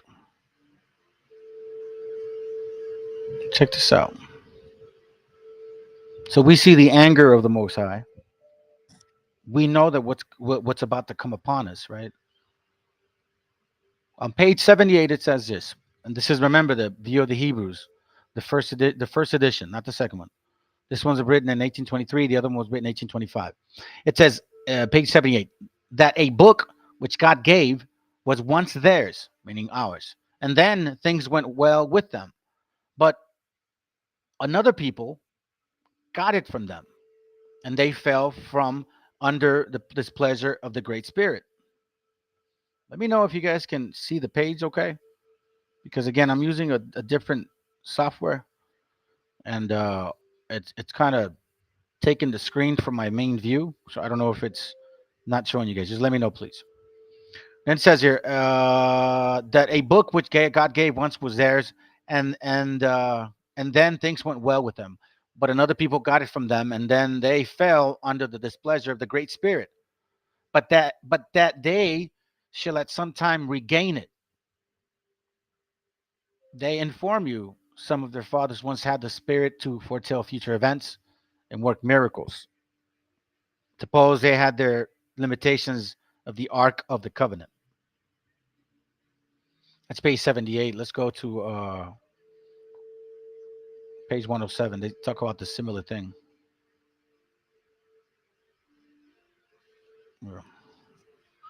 Check this out. Between page 106 and 107, Dr. Boudinot gave it as from a good authority. Gave it as from good authority that the Indians have a tradition that the book which the white people have was once theirs. That while they had this book, things went well with them. They prospered exceedingly. But that the other people got it from them, that the Indians lost their credit, offended the Great Spirit, and suffered exceedingly from the neighboring nations, and that the Great Spirit then took pity on them and directed them to this country. There can be no doubt, but God did, by his special providence, direct them to some sequestered region of the world for the reasons which they have already given. So here we see that our people understood that this book somehow belonged to us. The book that these people were reading. The book that was taken away. Remember, when you go back to the classes I've done, I invite you to go to the Sumarraga classes. He's a main culprit of the destruction of the codices and our books and everything. He's the one that gave us a stupid Virgen Maria, the Trinity, all of that BS. He's the one that did it. Go to point 63. Check this out. Here he goes here. Because they reference and ask themselves that question. Why would he even mention that? Here he's justifying his reasoning why he believes we're the Hebrews, right? Once their idea is that their ancestors one had the book of God, and then were happy, but they lost it and then became miserable, but that they will have this book again at some time. So here he's asking these questions like they talked about this. The natives were saying that this book that we have, the Bible, was once ours back then, but that the Most High took it from us, gave it to them. Now, in case you don't know, let me show you this real quick.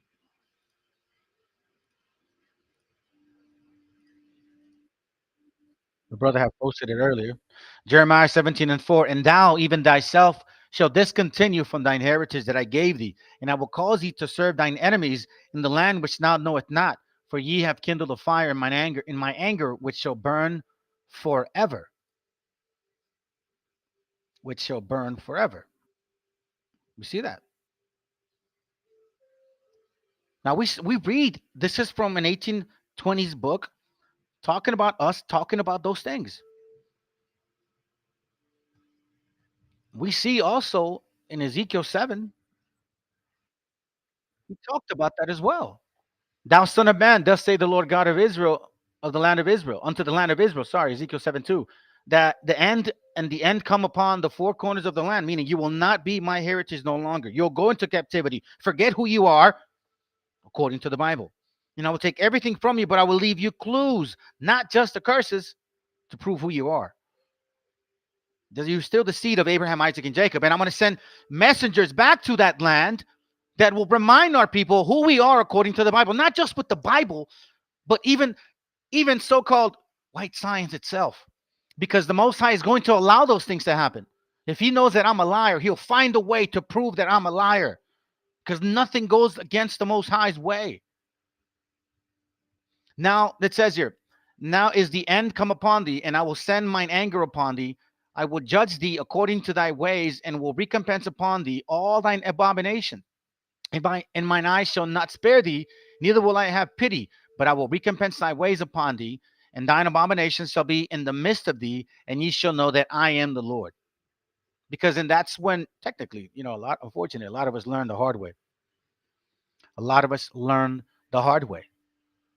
Now, if we go back to this book, I'm going to show you something real quick, because this is a very interesting point.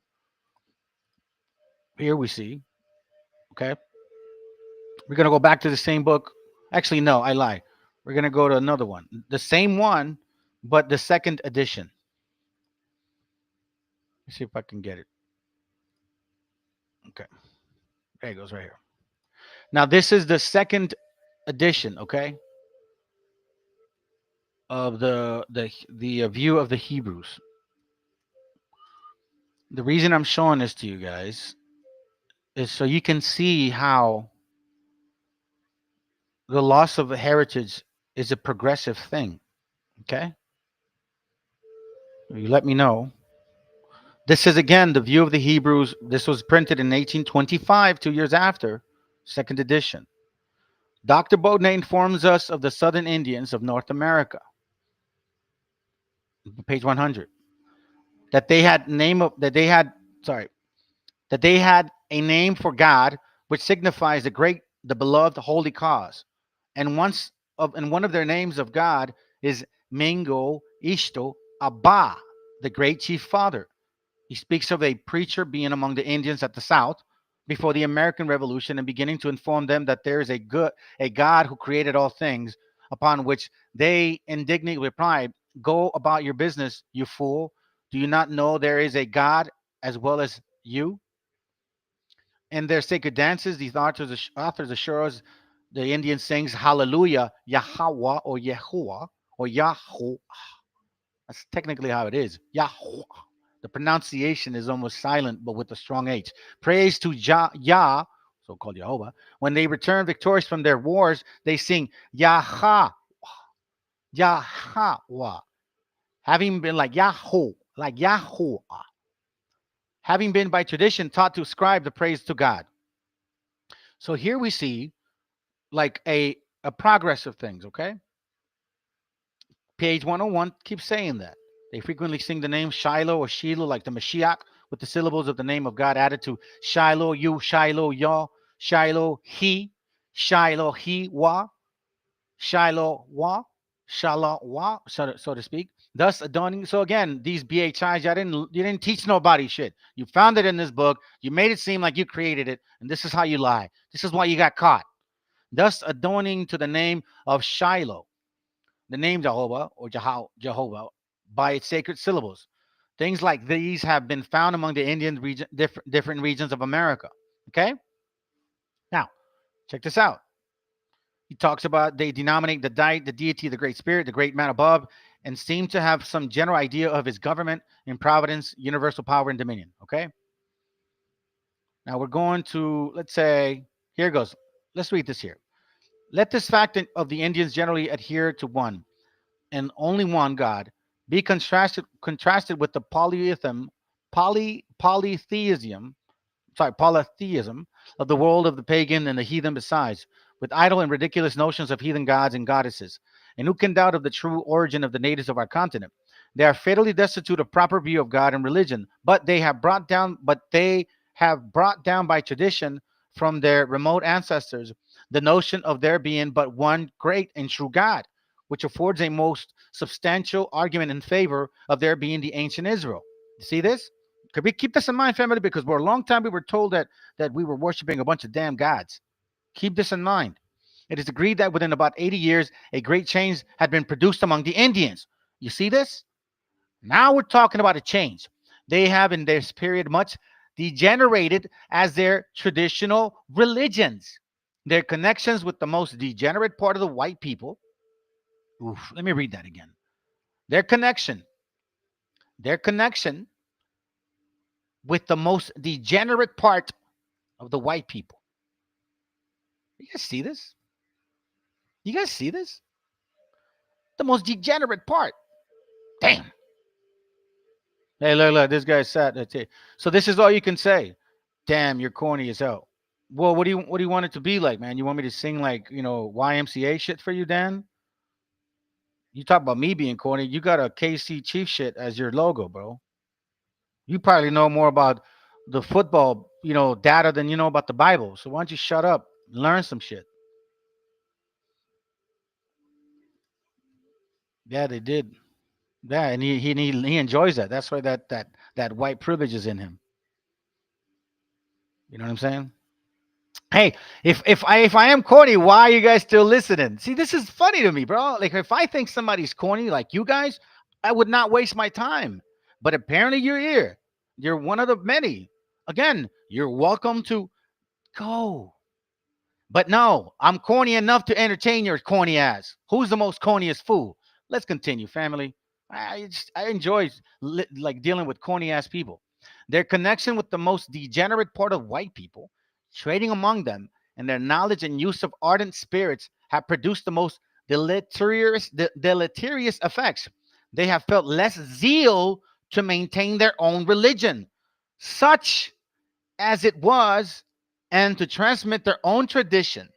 Remarkable indeed it is that they did so diligently propagate and transmit them till some competent and a number of good testimonies should be furnished to the civilized and religious world relative to their origin. This must have been the great object of divine providence in causing them to so remarkably to transmit their traditions to such numbers of ages.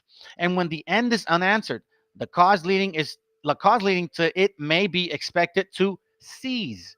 This may account for the degeneracy of some of the Indians far to the west, reported in Journal of Mr. Giddon in his exploring tour. He informs they differ greatly in the ideas of the Great Spirit. One supposes he dwells in a buffalo, another in a wolf, another in a bear, another in a bird, and another in a rattlesnake. You see this now? You see what I'm talking about? We just literally read that. We read it earlier, right here. Listen, let the animals, let the beast come out at night, fam. All it is burning the spirit because they can't prove me wrong. They can't prove me wrong. No, they can debate me on this. Jeremiah 17:4, and thou even thyself shalt discontinue from thine heritage that I gave thee, and I will cause thee to serve thine enemies in the land which thou knowest not, for ye have kindled a fire in my anger, which thou shalt burn forever. So here we see clearly somebody was going to lose their traditions and heritage. Somebody was. Everybody can't say that. The European invaders can't say that, for sure, and they're probably here watching angry. And if some of you guys are actually defending them, well, then That just shows how much of a European you are too. Do you want me to tell you? What you want me to tell you? Here's a progression of people, how they would lose their heritage. And here's an example of two hateful nations. First of all, one hateful nation for claiming to be something that they're not. Okay? For some hateful nation, one hateful nation, first of all. And the other one for just whoa, let's listen to this. I'm gonna watch this a little bit because kind of like this family. I've showed you this before, but some of you guys are here defending these suckers. So let's debunk this shit again. When I show you what I'm about to show you, your mind will be blown. You're going to be blindsided. Every single Israeli prime minister has a fake name. Did you know that? I was just talking about Ben Gurion. Do you know what his original name is? It's Grun. Gruen. He changed it to make it sound more Jewish and sound more Middle Eastern. Do you know what Netanyahu's real name is? It's not Netanyahu, it's Milkovsky. I swear to God, go and look it up. You'll find Milkovsky. That's his real name.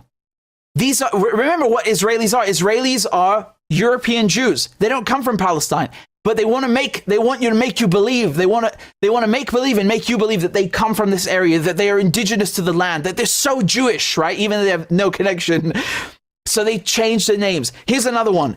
Moshe Sharat. His name is Chertok originally. You've got Levi Eshkol. Eshkol was Shklonik. So he changed it from Shklonik to Eshkol. Then you have Yigal Alon. His original name, Peikovitz. Golda Meir, Israel's first female prime minister. Her real name is not Golda Meir. It's Mabovich. Mabovich. More like mad bitch. We have Yitzhak Rabin, right? His name is not Rabin. It's Rubitsov. Are you seeing the pattern? These are Eastern European names. Not Palestinian, not Jewish, not Middle Eastern. They're Eastern European, okay? They're not Palestinian. They don't come from this region. Yitzhak Shamir. He's a great one. You know, Yitzhak Shamir, he's on the wanted poster because he was wanted by the British police in Palestine for terrorism. But they don't tell you that. So Yitzhak Shamir, his original name is Yezernitsky. Yezernitsky. Shimon Peres, Persky. Netanyahu, I already told you, Malikovsky. I think I said Milkovsky, excuse me. It's Malikovsky. Never, you know, it's the same point. Ehud Barak is Brog. So B-R-O-G. Brog. He changed it to Barak. Ariel Sharon. His original name is Shinerman. Shinerman. He changed it to Sharon. And Yair Lapid, who's you still see him changing posts, his original name is Lampel. So he changed it from Lampel to Lapid. Ain't it lovely? Ain't it lovely? You know, it's like I know half of you didn't know this. I guarantee half of you at least didn't know this stuff. I guarantee you. Because no matter how much you know about the Zionists, you will always discover new things about them, about how they obfuscate, how they lie, how they cheat their way into taking the land, right? By hook or by crook. They're going to do anything they can. And they think that this is a way to, you know, pull the wool over our eyes and make us think that, you know, they belong to the region or something. Like we can't look at their faces and see, well, you look particularly different to the people that are indigenous to the land. Do you not? I mean, again, it's you can have all sorts of people in the Levant. You know, you can have gingers and a pale white. It's not about that, but we know that every single Israeli government has always been headed by and the cabinet has been filled by people who are Ashkenazi. They're not Semites. They don't come from the region. They're Eastern Europeans. They're Jews from Europe. They just don't come from this region. I don't know when they converted or whatever, but the point is that they don't come from the region. And even if they did, like let's say you're a Zionist. Let's say you actually believe, yes, this is the land of the Jews. These people are not Jewish. They are not Jewish in the sense that you think they are. They have adopted a religion from the Middle East. That doesn't mean they are the original Hebrews or people that lived there 3,000 years ago. Ironically, if you're looking for the people that lived there 3,000 years ago, guess what? They're still there. They're called Palestinians. Maybe today some of them are Christian. Maybe some of them are Muslim. But they are the original people of this land. And you're killing them and butchering them. So what does that make you? Right? Not to mention the fact, this is why we call Arabs and Palestinian Semites, because they're Semites. They come from this region. So, you know, these people are not Semites. The Israelis are not Semites, and they are butchering actual Semites and then calling the real Semites anti-Semitic. I mean, what is that? They're such frauds. They even change the names to make themselves appear more Semitic. That's how fraudulent they are. That's how criminal they are. Shame on them. Malikovsky, what a wanker. He said, what a wanker. What? Hey, my bad, by the way, Dan, bro. My bad, bro. Thought you were supporting the dude. My bad. Dispensa, bro. Anyways, let me read this. Okay, Ezekiel 36, verse 2 says, "Thus say the Lord God, because the enemy hath said against you, aha, even the ancient high places are ours in possession." What do they say they own now? Matter of fact, some of these guys claim that we're not even the people of this land, that we're not Mayas, Mexicas, none of that.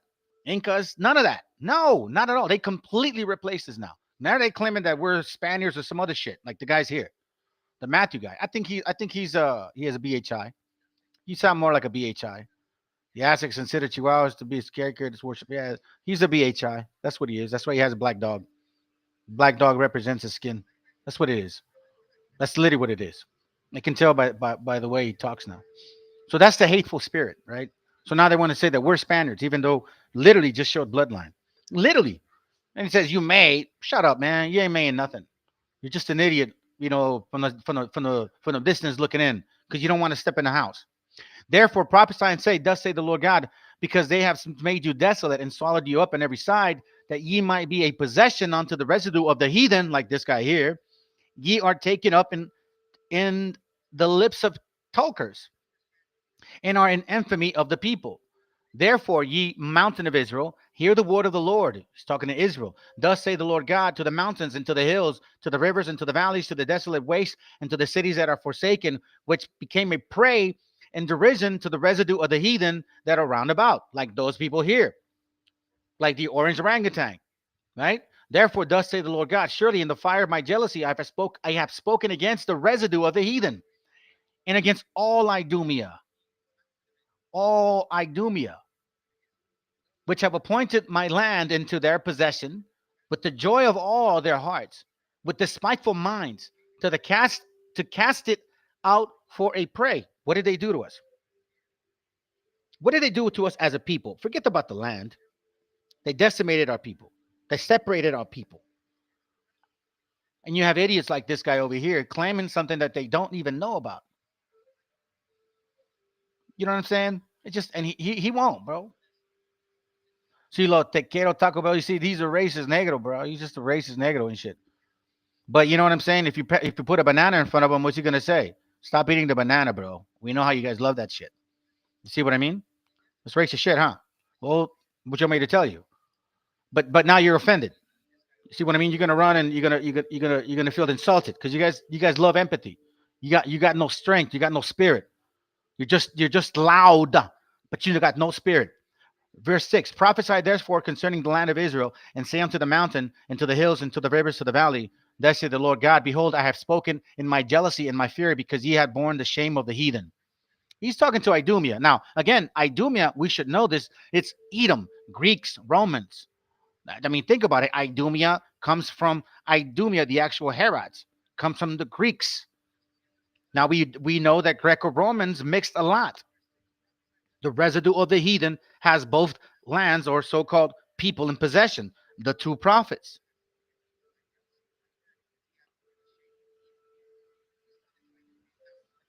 We got a lot of people here, you know,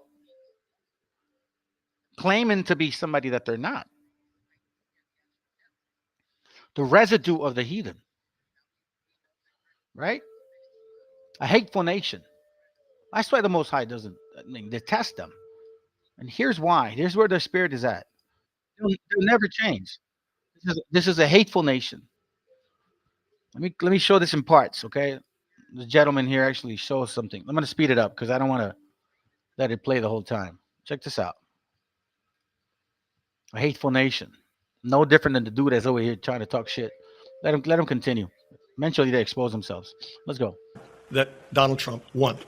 Kamala Harris would have been an absolute abomination. And perhaps the greatest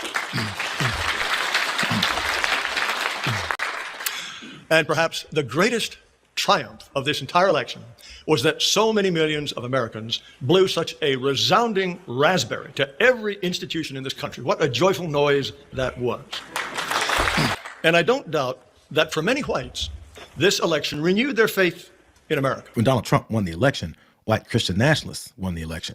They're not celebrating their anticipation of gas and grocery prices dropping as fast as Trump dropped those promises. They're celebrating policies that advance their false sense of superiority. Why doesn't Patriot Front use the term white as much? And I believe that white is a great adjective more than it is an identity in and of itself. I assert that our primary use of the name of our nation, the name of our people, is Americans. We are Americans. We are not white Americans because there are no other kind of Americans than those who are white and from Europe. The right is two things. It is Christian nationalism and white nationalism. Blending those two things together is the project that we are engaged upon right now. Those two things equal America.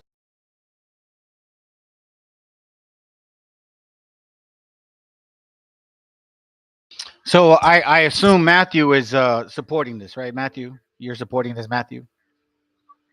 That's what it is, Brad. It's what it is. Look, he's still mad and shit. Look. Matthew, what are you? Are you white or are you African from West Africa? Is that what you are? I think he's a West African, I think that's what it is. He just doesn't want to admit it. He says, I don't do any drugs. That's trashy. Yeah, you do. You're high right now, bro. You're acting like you're on drugs. That's why people don't understand. A sound mind that's not on drugs wouldn't be posting shit left and right like you are. Now, drugs doesn't mean like sniffing shit. It also means like taking shit because supposedly you were prescribed medication.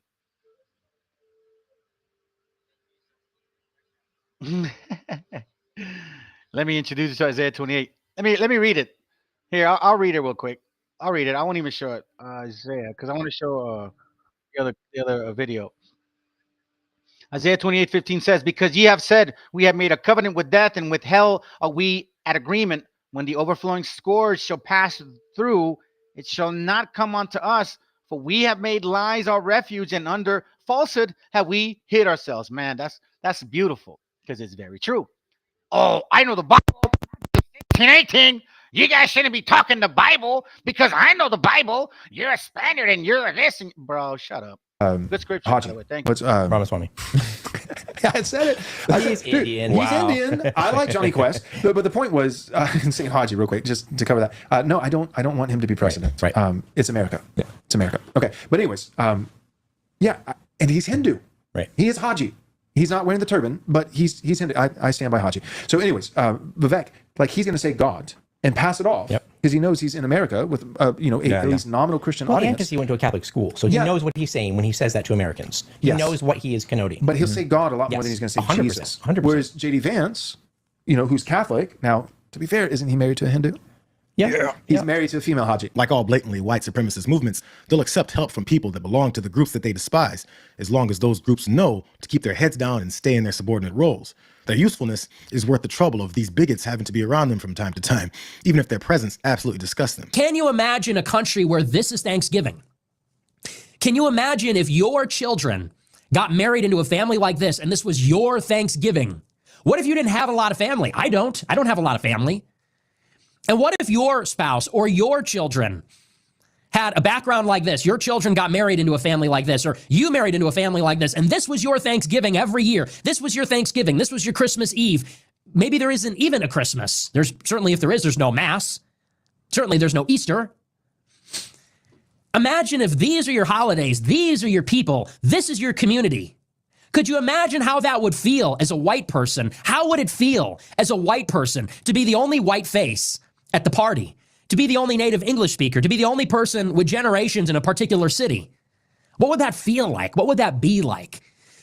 To be the outsider, to be the alien, to be the other in your own country, on your own holiday. It's the worst thing about old J.D. Vance, who also used to call the president-elect America's Hitler himself.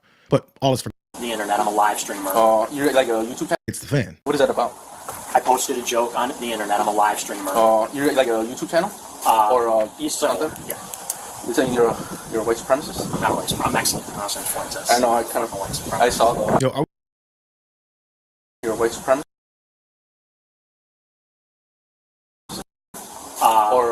Something? Yeah. You're saying you're a white supremacist? I'm not a white supremacist. I'm Mexican. I know, I kind of, A minute. Wait just a minute. Did the guy just say, I'm not a white supremacist, I'm Mexican? Did he just say that? Hold on a second, bro. Hold on a second. Hits the fan. What is that about? I posted a joke on the internet. I'm a live streamer. You're like a YouTube channel? Something? Yeah. You're saying you're a white supremacist? I'm not a white supremacist. I'm Mexican. I know, I kind of, I saw that. Yo, are we noticing yet how their march back into what we consider civil society has utilized the traditional elements of religion, Hey, family. politics? So you see how that piece of shit, only when it suits himself, and now he wants, oh my God. You see, there you go right there. That's exactly my point. And especially people like Matthew over here. You see what I mean? He's like, I'm German and Cherokee, but my grandfather, parents Cherokee, but I got German. Bro, you white, homie. You are fucking gringo. Shut your ass up. Get out of here with that crap. That's why you love that white Jesus, bro. You're right here with your Matthew 16:18. You don't even know what that says in the Bible anyway. You can't even break that down. That's how broken you guys are. But let's continue. Enjoy yourselves. Maybe that's why you're fighting the spirit. The Cherokee side is fighting, but the Anglo side, the hateful, wicked Idumean side, is just overcoming that flesh. Hang in there, man. You're in for a ride. Recipient of tonight's American Patriot Award for Christian Honor and Courage. Charlie, come join us here.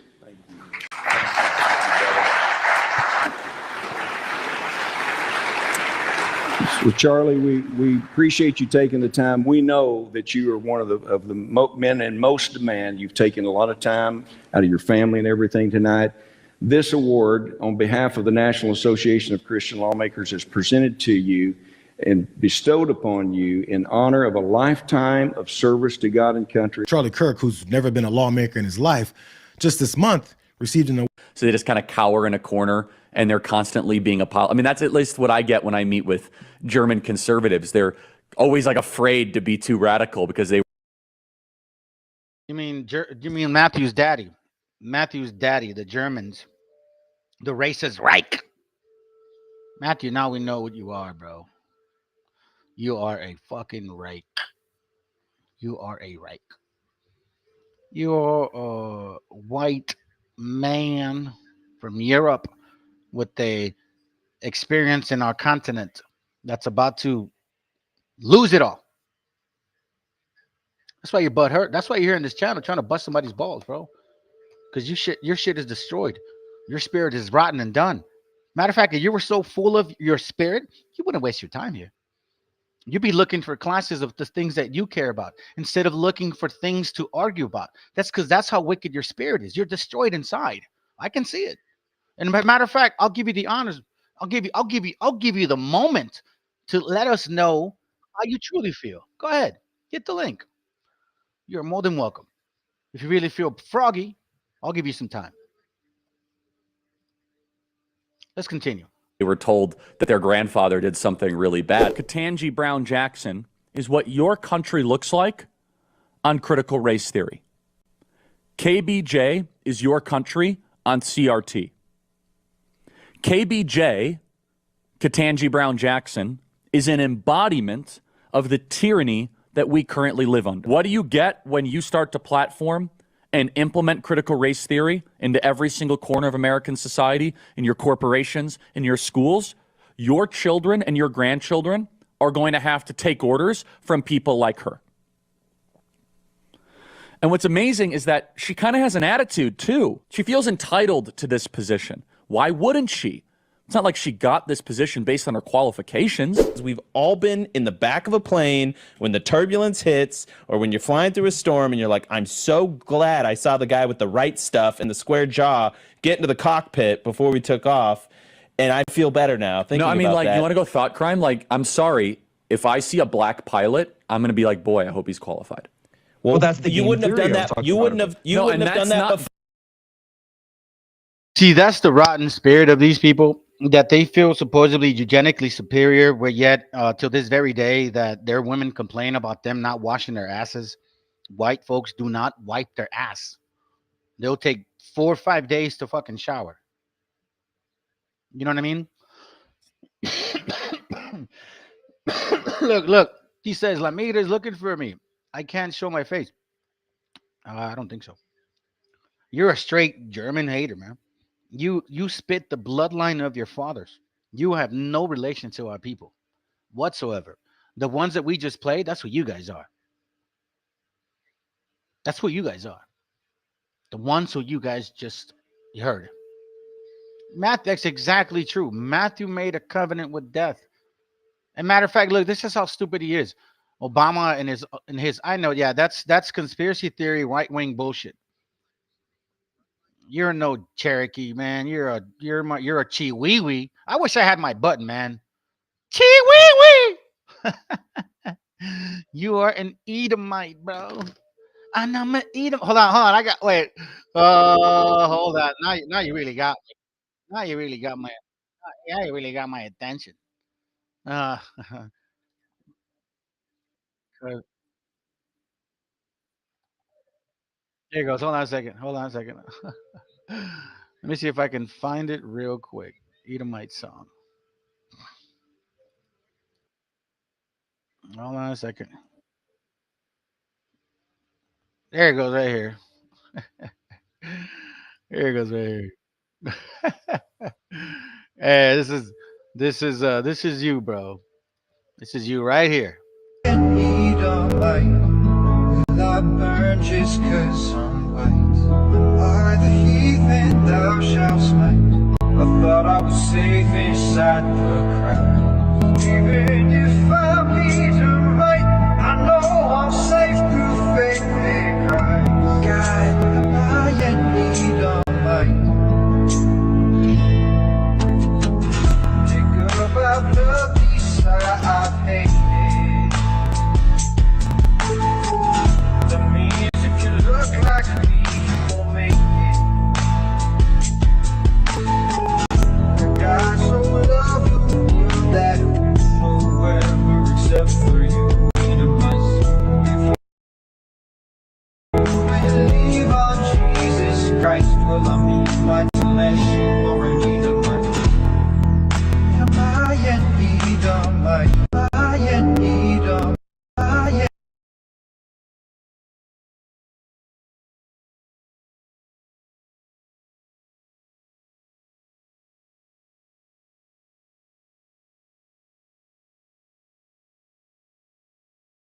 That is funny, bro. You are an Edomite. I hate to tell you twice, 'cause you an Edomite. Oh yes. Oh, this is funny. Here, I'll give you the song, bro. Oh, hold on a second. Here, I got you. Shit is funny. Whoever among you wants to be great must become the servant of you all.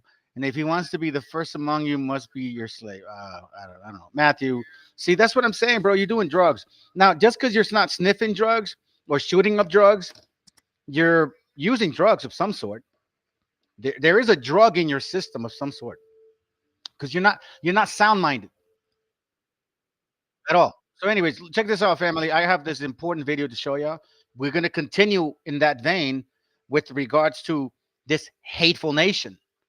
Now, I'm going to read this to you guys real quick. You can go to Luke 1 and 5. It says, there was in these days of Herod, the king of Judea, a certain priest named Zacharias of the course of Abia, and his wife was the daughter of Aaron, and her name was Elizabeth.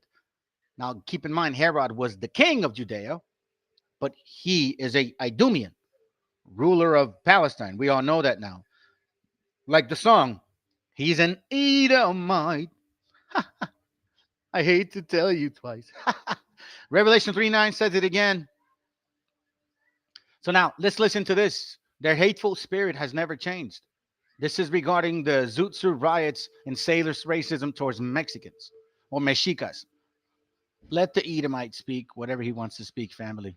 Let's enjoy this for a moment. It's 8 minutes, but we're going to speed it up. So it's going to be about 6. I'll cut in and out. But if not, I'll just let it play. Let's give our, everyone out there a history lesson on how Chicanos were being treated in California in the late 30s, early 40s. And before we do that, keep in mind, everyone, just less than 100 years before that, California belonged to Mexico. And we were, at war, like my man Manny said earlier, and American whites were growing suspicious of Chicanos in Los Angeles. There were rumors going around that Chicanos had spies working with the enemy and the Japanese, and a lot of the early marijuana laws were enacted specifically to put Chicanos in jail and prison. So talk to us to the best of your knowledge how Chicanos were treated, in the 30s and 40s in California. Okay, I can... Okay, we're going to go back to 1930s, and to this day, I asked my mom. She's 95 years old, still alive. Wow, you're blessed, bro. And I questioned her, but my mom keeps things inside. She doesn't talk about it. But I questioned her because I found out through PBS on television, his Mexicans were sent back to Mexico when the Depression. And that's they about the time. Jobs, right? Right. So they were here working, but since the whites didn't have jobs, okay, you Mexicans are going back to Mexico, so the whites didn't have the jobs that they were doing. And I asked my mom, because my mom was born in 28, 33 is when she went back at 5 years old, and she was born in Van Nuys, California. And I go, Mom, was it because she said because they treated them bad in school. The Mexicans, it's probably true. The Mexicans in the back and the whites stayed up front. They only taught the whites and the Mexicans in the back, just like the blacks on Rosa Parks. South. You sit in the back of the bus, yeah. And so I asked her, and she didn't really give me an answer, but I think I'm right. That's what happened. They got deported back to Mexico because it's the same time frame. And this way, whites could work whatever job they had, like picking the field and all that. And then my mom came back. I was born on Christmas Eve, 1940. Hey, family, you see? Hey, look. They claim not to. They claim, bro. These guys claim, bro. See, where'd you guys learn that name, Yahoo? Where'd you learn it from? You guys listen, you're my students. Continue to learn, Byron. If anything, repent. Because your ass is gonna get destroyed. There's nothing in the Bible that proves you guys are the people. Hit the link and show me. I made it available. You guys always you come back and you post shit. Well, bring your best damn debater and try to tell me something else that I don't know. What do you mean? This is what I'm doing. I'm doing the class on that today, Byron. See, this is what happens when you don't know the Bible. You have to listen first and then judge. The topic is really that. But no, Byron wants to be, a Canaanite, but he doesn't know when to shut up. You see, we who have a spirit, we listen first, pay attention, and then we make a comment. This is exactly my point, but you guys are butting in. I wanted to give you guys a break, but apparently I'm not going to give you guys a break. Let's go. He says, my people, bro, what I'm trying to tell you is you guys never knew that name until we started teaching that shit. So shut up. Go back to Yahweh Shai Barakatah. Be quiet, Byron. Be quiet, man. You guys are literally culture vultures, bro. You guys never admit that you learned something. You always want to claim that you knew it before. No, man. None of those names you guys never knew until we started bringing that out. Stop saying that. Yahweh Shai. Man, you learned that from our books. I'm telling you, bro. Yeah, you guys are a sad case. 48 is when she came back to Chino, California, where I lived a few years and then moved to Paramount in 58. But that's right there. That's when. And then I seen a PBS. I watch PBS because they have documentaries on blacks, Japanese, Chinese, and all the Chinese workers in the 1800s did the railroad. And you don't hear too much about that. But yeah, there's a sign like in Texas, Arizona, and no Mexicans or dogs allowed. Yeah. In a restaurant. Nowadays, I mean, how could they do that? But that's the way it was back in the day. Yeah. And like you said, it was Spain, and then Mexico owned it, and then we were a threat, I guess. We were like just like the blacks, slaves in the haciendas. They're the workers. Yeah. So there's been a lot of racism, and then even the pickers in the 30s, 40s, there was no bathrooms or nothing. They just picked for whatever quarter a day or whatever it was back in those days. Shoot, when I got out of the Navy in 73, $2 was the minimum wage, and I had 2 kids. So I took a $4 job. Yeah. So yeah, there's a lot. And then just a couple, last month, I've been wanting to see that movie Kill on that boy from Chicago that they brutally beat and killed in Mississippi. Yes. Kill, yeah. Oh, what a movie! I haven't seen it. Yeah, I know the story for sure. Oh, but I haven't brother, seen it. you gotta see it. You gotta see it. Oh man, you gotta see it. Yeah, they that was his mother to do that because the mortician said, no, don't show your son's in the viewing. Don't show his body. She goes, no, I want the world to see this. And now the picture's worldwide famous, and man. Yeah. And the other movie that I feel all the high schools should be showing this movie, Stand and Deliver. Love that movie. One of my favorites, literally. Shout out to Jaime Escalante, Garfield High. Yeah. Because I love that saying. He says, oh, yeah, if it would have been Beverly Hills, you guys wouldn't be investigating. But because it was Garfield and Mexican, they investigated. So that was a good point. I love that in the movie. Such a good movie. Yeah, that should be shown at all high schools. To me, that should be shown. And now that we're talking, I'm going to go to, because I know the football coach at Paramount, everybody knows me. Maybe they can bring Chicano studies back to a high school, or any of the black chapters, just overall history. Yeah, Byron, the people that invaded America, white and black folks like you, are going to get annihilated. Not the land necessarily first. You are going to get annihilated. And that's why the land is going to get decimated, Byron. You will get decimated, annihilated, whatever it is, however you want to hear it. You see what I'm saying? Oh, but there's no distinction between the Jew and the Greek. Look what I'm battling. I'm battling a Christmas Christian and a BHI who claims that, David and Solomon had an afro. That was stupid, bro. Damn. But again, hey, listen, man, you guys can hit the link. I'll take you one at a time.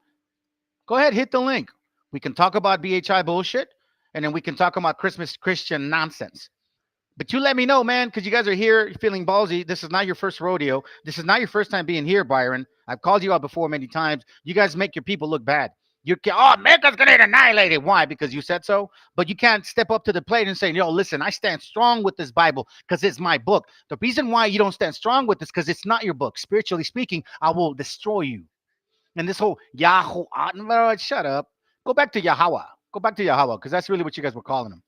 I don't know. These kids nowadays, they don't know. They have no idea, bro. They have no idea. Yeah. When the movie Cesar Chavez came out, I think like 10 years ago, I went to the theater dressed zoot, and I stood in the aisle, and I see Hispanic kids go by. Oh, you're going to go see Cesar Chavez? No, man. That's our brother, man. And this is the way he dressed. Zoot. They look at me. I go, did you guys know he was a zoot or no? Yeah. What's a zoot? Like, they don't even know. Like, they're so far removed, bro. Man. Yeah. Like, what is it? They were looking at me weird because of my clothes, Like I go, yeah, he was a zoot, he wore this. And Cesar Chavez is buried in a little town called Keene, right out of Tehachapi. It's a national monument there. Obama went there in 2012 and made it officially a monument there. I've gone there. I even got the city of Paramount to do a bus trip there. So as soon as it was, and that was 5 years ago when I mentioned it, and they just did it last year. And man, I got on that bus. I was there. So that's history there. And that was like his hideaway. It's out in like in the mountain area, rural area. Because I thought he was buried in Delano, but that's where he's buried. Keene. K-E-E-N-E, I believe. Keene. Yep. Keene. That's where he's buried. And now his wife passed a few years ago. Now she's there. And for his birthday, I usually go there. The first time I went, it was like 7-8 years ago. His brother was speaking when I walked in, and after he spoke, he goes, "Man, when I seen you, you brought memories of my brother, Caesar." So he was a zoot. I'll never forget that. The news media was there. Brother, I'm not bragging, but I'm all over the website. I don't do computers or tablets, nothing. I live in the 40s. I tell people. So I don't text. You call me. If you send me a text, I'll read it, but I won't text you back. And my ringtone when you call me or anybody calls me, is "In the Mood" by Glenn Miller, 1942. So I'll be at a restaurant and it rings and people, oh man, they start like dancing. Oh, I love that ringtone. Well, I'll go to your provider. They'll put a song that you want in it. A lot of people don't know that, but they'll put a song that you like. Oh yeah. So I'm a diehard historian. I love history. Same here. I'm in heaven right now, just hearing.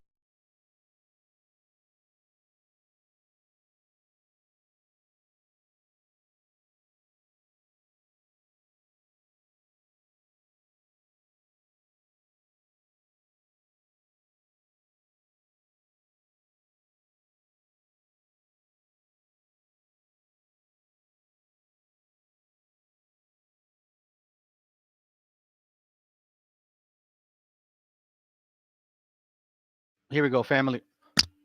Give me a second. Let's go to Ezekiel 37 real quick, okay? It says Ezekiel 37:1, the hand of the Lord was upon me and carried me out of the spirit of the Lord and set me down in the midst of the valley, which was full of bones. Keep in mind that bones need, well, dry bones need what? Moisture, right? So to speak, to develop.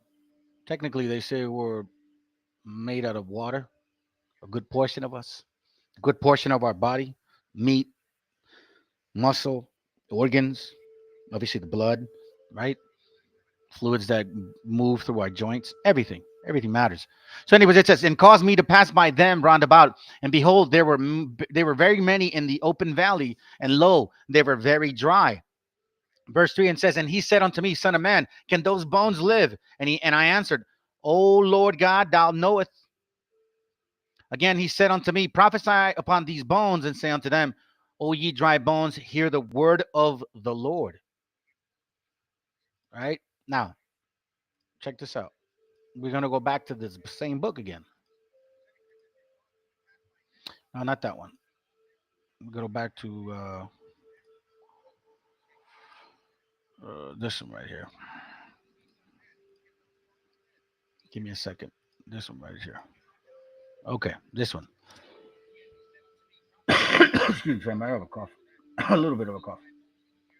All right, check this out. You see, this is what we do, fam. You have Byron. He can't prove anything in the Bible. Byron, you guys don't eat the diet of the book. You don't dress the way the book says to dress. You don't have the folklore, or you don't have any of that. All you have is Revelation 1 and 14, and that's not even relevant. And then you say Deuteronomy 28, and you only, what? You can say that so-called black folks in West Africa maybe fit about 20% of those curses, and that's it. That's it. But you see, you don't understand what you don't even know what Native American means. You isolate so many people in your consumption of bullshit. Matter of fact, you tell me, what is an African? Is an African people that look like you, Byron, or West African? Because not all Africans look African. So tell me, what is an African, Byron, since you're so, I don't know, eloquent with knowledge of what is a so-called Native American? What is an African, Byron? You have a lot of stupid questions, but not a lot of smart answers. So we're talking about the actual dry bones, right? So this is how we prove people wrong, fam. We know what I mean? Like, you don't just do the book stuff. You know what I mean? You don't just go to the Bible either. You actually show some other videos. And you go thoroughly with these things. So, but see, look, listen, he's butthurt because never has anybody talked about them, right? This wicked ass nation, these Canaanites. Never has anybody talked about them like they talk about us, historically speaking. What he's bad about is the fact that this is it. That he doesn't fit on. They don't talk about them like they talk about us. This is on the same view of the Hebrews, first edition, page 54, says this. We just talked about dry bones, correct? We just talked about dry bones, didn't we? And it says here, the prophet proceeds further to predict and illustrate the wonderful event by the resurrection of a valley of dry bones. Chapter 37 in Ezekiel, which figures God thus explains, Son of man, these bones are the whole house of Israel. Behold, they say, the whole house of Israel. Behold, they say, our bones are dried, and our hopes is lost. We are cut off from our parts. Therefore prophesy and say unto them, thus say the Lord God, behold, my people, I will open your graves and cause you to come up out of your graves, meaning that state of mind, and bring you into the land of Israel. And you shall know that I am the Lord, when I have opened your graves, O my people, and brought you out of your graves, and shall put my spirit in you, and you shall live, and I shall place you in your own land. Then shall ye know that I, the Lord, have spoken it, and performed it, and said, and performed it, saith the Lord. See? They're talking about the people of this land rejoicing when the wake up begins again. Now, I'm going to tell you this right now. This is why Byron's butthurt, because they can never talk about them. You cannot go into any history book here in America that says you guys are the Jews. No, none. Lest then he should say the prediction which here seems to foretell the restoration of the 10 tribes as well as of the Jews were accomplished in the restoration of the few of the Israelites. Not some damn baptized Israel, not some spiritual Israel. You still got to be of the bloodline, Abraham, Isaac, and Jacob, who cleave to the Jews under the house of David. And 10 tribes are irrevocably lost. It is here expressed that the Jews and those Israelites, the companions, were symbolized by one stick. That's page 54. What else are we talking about? Let's go to another section of dry bones. Clearly speaking about us. Now, we read in the Bible about dry bones. These guys writing in 1800 about us being those dry bones. The people that were asleep for a long time, that were dispersed. Let me see, page 72. Let me see. Present, there's no question. Great moment, restoration, veneer. I'll read it.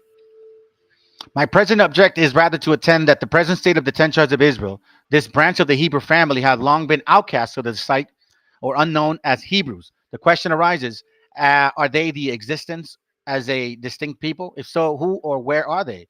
These are the queries of great moment at this period when the time of the restoration is drawing near. These queries may receive an answer in the following remark. You see? Ezekiel 39 is talking about here, I believe. Was it the page that I was looking for? Give me a second. Could have swore it was this one. Give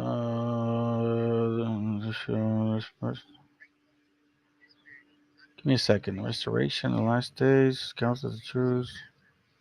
Huh. Okay. Well, let me go to the other page then. Give me a second. Let me go to page 80.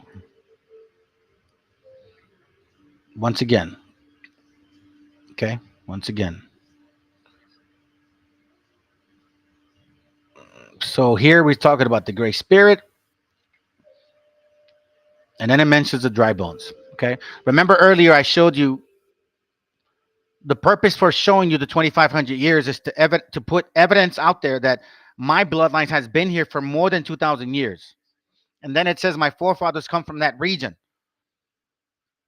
Would you say not, or would you not say we have just such kind of evidence as must at last bring that people to light among the nations?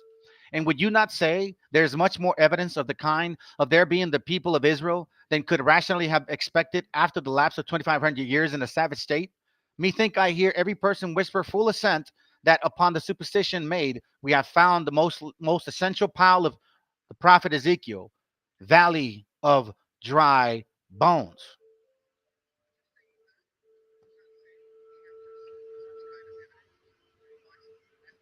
Let's go to page 127. Touching the valley of the dry bones. It says here, page 27, such has been the case with the natives of this continent. Oof, Byron, just repent. Maybe we might let you in. Maybe. A Bible, I'm sorry, at least to a great as a degree as could be without a Bible or letter, and such has been the case with no other people on earth. Oh, damn it. Let me read that again. Such has been the case with the natives of this continent, at least to as great a degree as could be without a Bible or letter. And no such has been the case with no other people on the earth. You see this? You see this? Wait, what'd you say? Are you butthurt because G-Dog says you're a second class? Who's second class? Oh, you mean Byron? You mean Byron and shit? So now you submitted to Byron's statement because he's a Moreno? See, that's what you weirdos do, bro. You guys will always submit to Canaan, bro. They're your master. That's a sad case, bro. Sad case you guys are like that. You weak in spirit. Once again, it talks about here, while they have been dead to the life of religion as a valley of the dry bones. Let me read it again. No such has been the case with the natives of this continent, at least to a great degree as could be without a Bible or letter, and such has been the case with no other people on earth, not black, not West Africans, not white, not gringos, not Germans, not wannabe Cherokees, none of you dumbasses, none of you Matthew 16, 18s and shit who cannot seem to let go of this channel, but you still like to learn. You're hating what you're learning. Nothing, but that's kind of typical, man. A lot of you guys have problems like that. It's like you marry your women and then you hate them at the same time. It's in your nature. Nothing but the very special power and mercy of God could have kept these natives in this traditional habit of acknowledging the one only living and true God, as they have done. While they have been dead to the life of religion, as a valley of dry bones, yet they have strangely been kept from acknowledging any other God but Jehovah, Yahweh, or Yahoo, the great spirit who made them all things. See this? Check this out.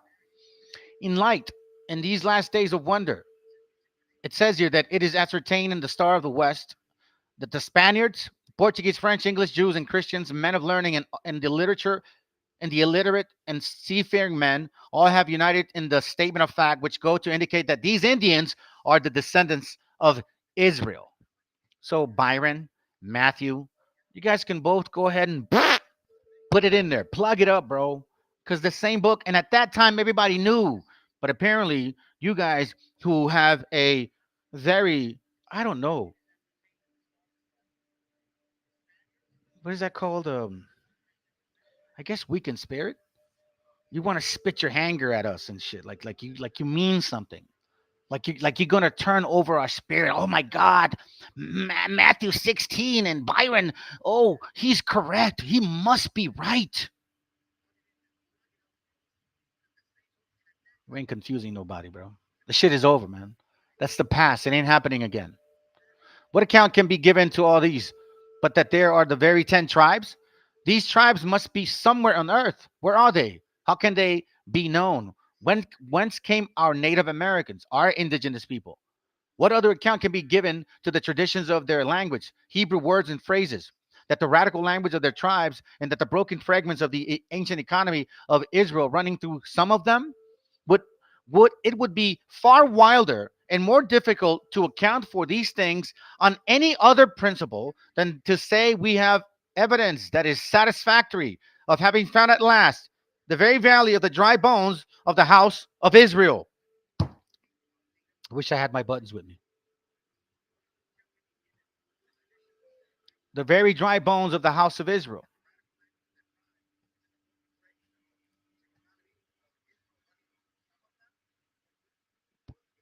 Let's go one more.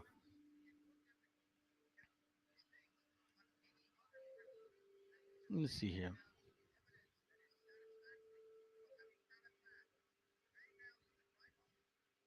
It says, page 166, let the unbeliever in Revelation set himself to account for these events. No account can be given of them, but that they were derived from the ancient revelation in Israel.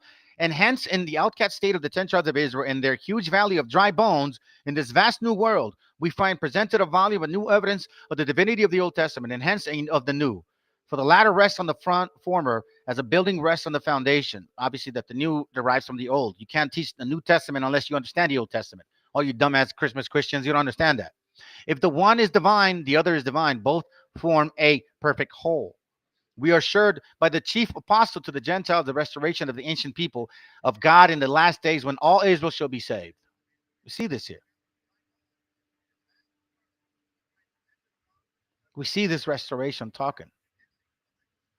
Now, that's something that a lot of you guys hate about our people because they don't talk about you like this, and they never did.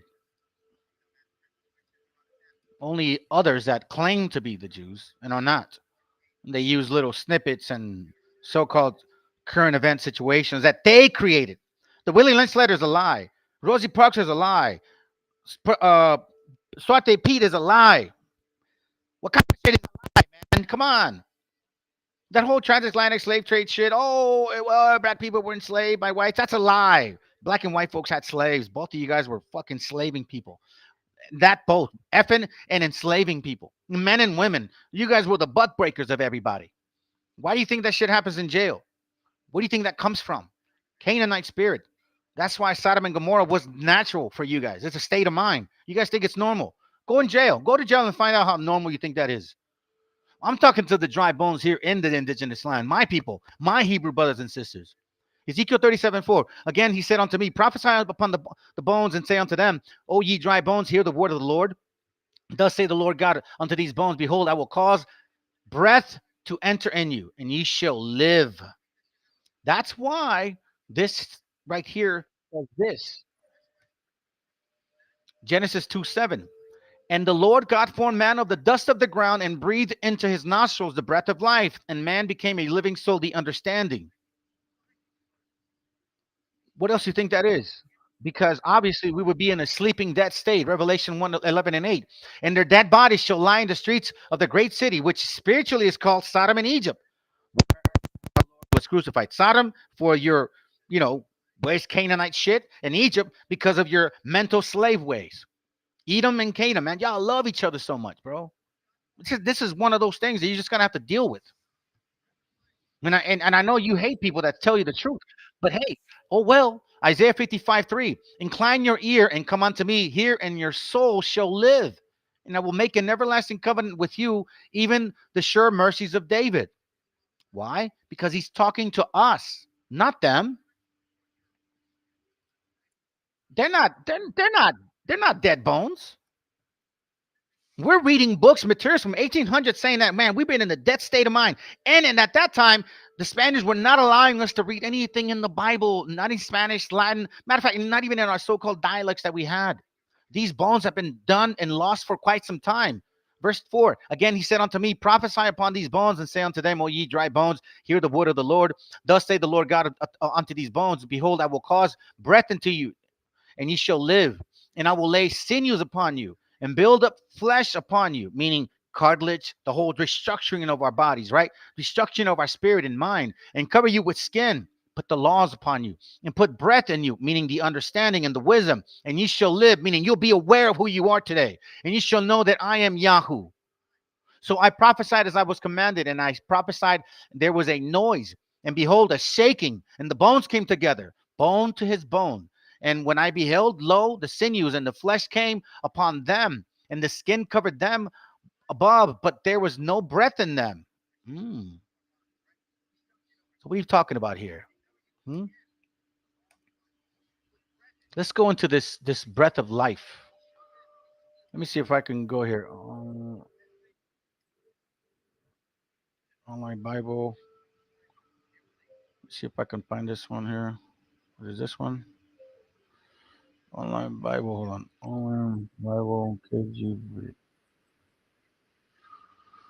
Ah, man, I don't like using this one here because it may not.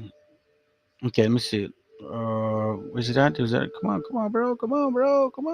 Well, online Bible with the Apocrypha. Okay. Check this out. Go to Baruch 4.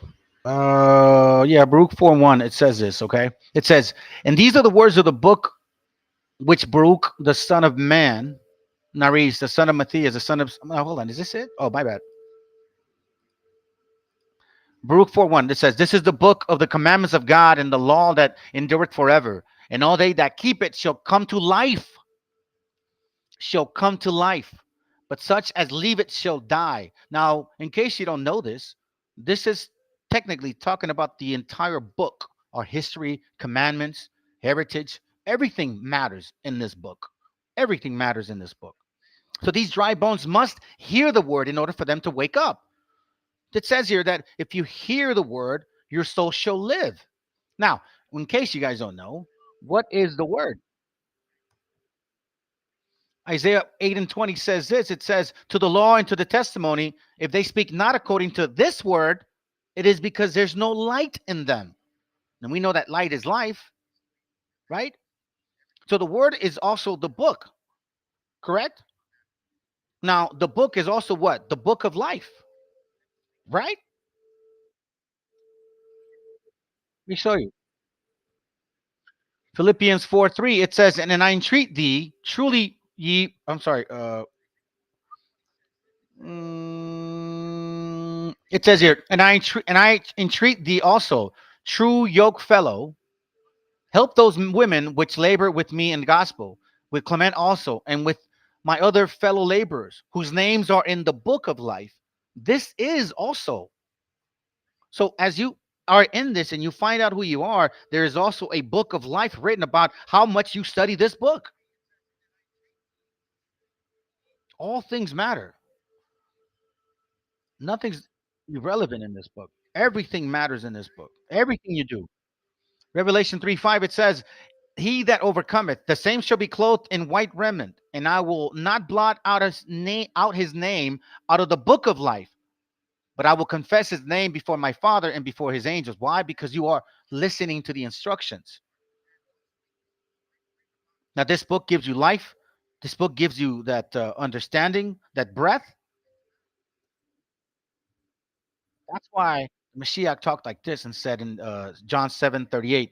It says, he that believeth on me, as the scriptures had said, out of his belly shall flow rivers of living water.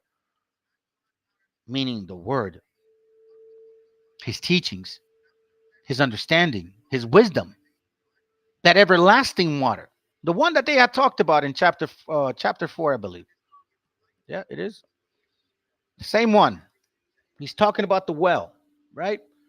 John 4:11 says, and the woman said unto him, Sir, thou hast nothing to draw with, the well is deep. From whence then hast thou that living water?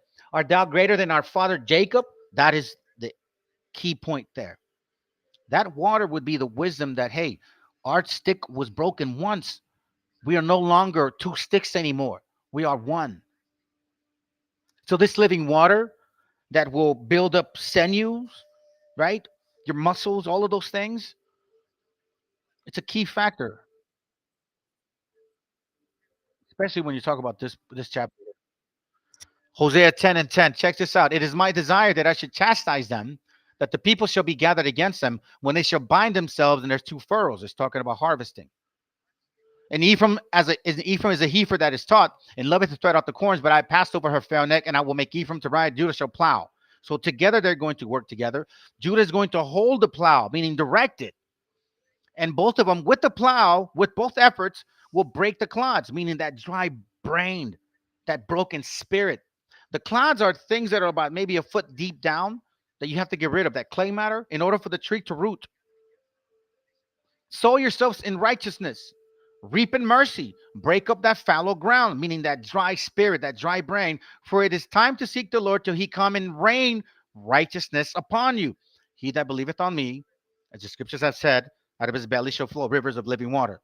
You see this? That's why he spoke in parables. Ye have plowed wickedness, ye have reaped iniquity, ye have eaten the fruit of lies, because thou hast trusted in the ways of the multitude of mighty men. So he's talking about harvesting, building ourselves up, regrowing again, right? Waking up them dry bones. The opposite of being dry is what? Moisture, being wet. You know, that doesn't take a brain yet. You know what I mean? It's funny, man. It's a funny joke to me. Let me see if I can get something for you real quick, too. Check this out. Check this out. Revelation 1. Hold on a second. That's why all of this stuff is important. If you read this book, you'll understand these parables. Read Revelation 1:3. Blessed is that he that readeth, and they that hear the word of prophecy, of this prophecy, and keep those things which are written therein, meaning in remembrance, and actually practice them and teach them to your children, your family, your friends, your cousins, whatever, whoever is listening. This should be day and night. In case you don't know this, this should be day and night. Look, let me show you. Nehemiah 9:3. Watch this. And they stood up in their place and read the book of the law, the book, the life, the understanding, the wisdom, where if you apply yourself, they'll make another book written about you, the book of life. It says, and read in the book of the law of the Lord their God 1/4 part of the day, and another 4th part they confessed and worshiped the Lord their God day and night. Studied, repented, reflected, repeat. Study, repent, reflect, repeat. Study, reflect, repent, repeat. It's not complicated. But for the Gentiles, it is. For the haters, it is. Check this out.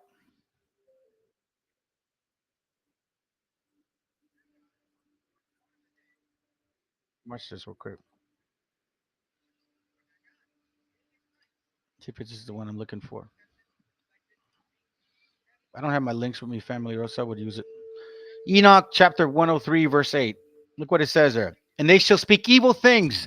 They shall utter falsehoods, execute great undertakings, and compose books of their own words. But when they shall write all my words correctly in their own languages, but when they shall write all my words correctly in their own languages, they shall neither change or diminish them, but shall write them all correctly. all which from first I have uttered concerning them. This is not our first rodeo. And again, this has to do with that whole bullshit Talmudic crap, the Mishnah, all these Dead Sea Scrolls, all of it through what? Through a Yiddish language? And you want us to believe that? No, it don't work like that. You can't take away what is ours. We were asleep at one point. Yeah, we were. Not anymore. Revelation 11 and 8, it says here, and their dead bodies shall lie in the street of this great city, which spiritually is called Sodom and Egypt, where also our Lord was crucified. And they of the people and kindreds and tongues and nations shall see their dead bodies 3 days and a half, and shall not suffer their dead bodies to be put in a grave. Let's continue with that, okay? And they that dwell upon the earth to rejoice over them and make merry, and shall send gifts one to another, because these two prophets tormented them that dwelt upon the earth. Now, this right here, I read this to you guys. I've gotten into it in other classes, but I think this, I don't think I have a very good reasoning to believe that this has everything to do with 1492 Granada, because the way that that whole war became and ended and started, it all connects in October, November, December, where they create all these holidays and then they send gifts to one another in December.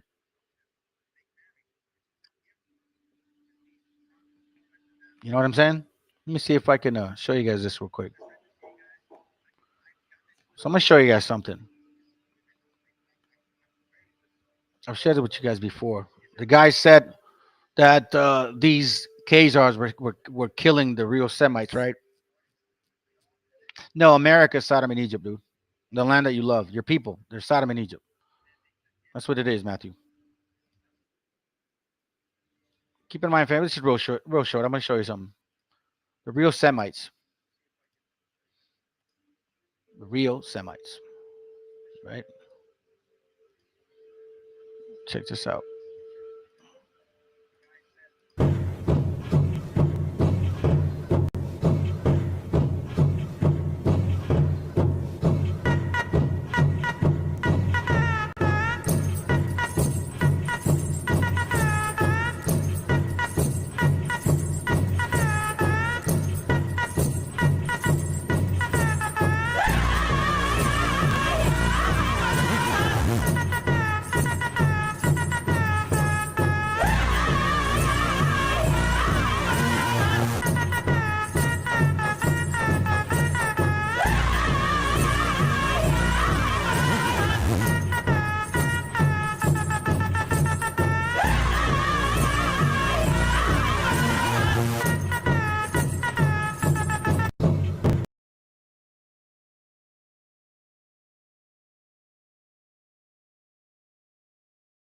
Show you this real quick.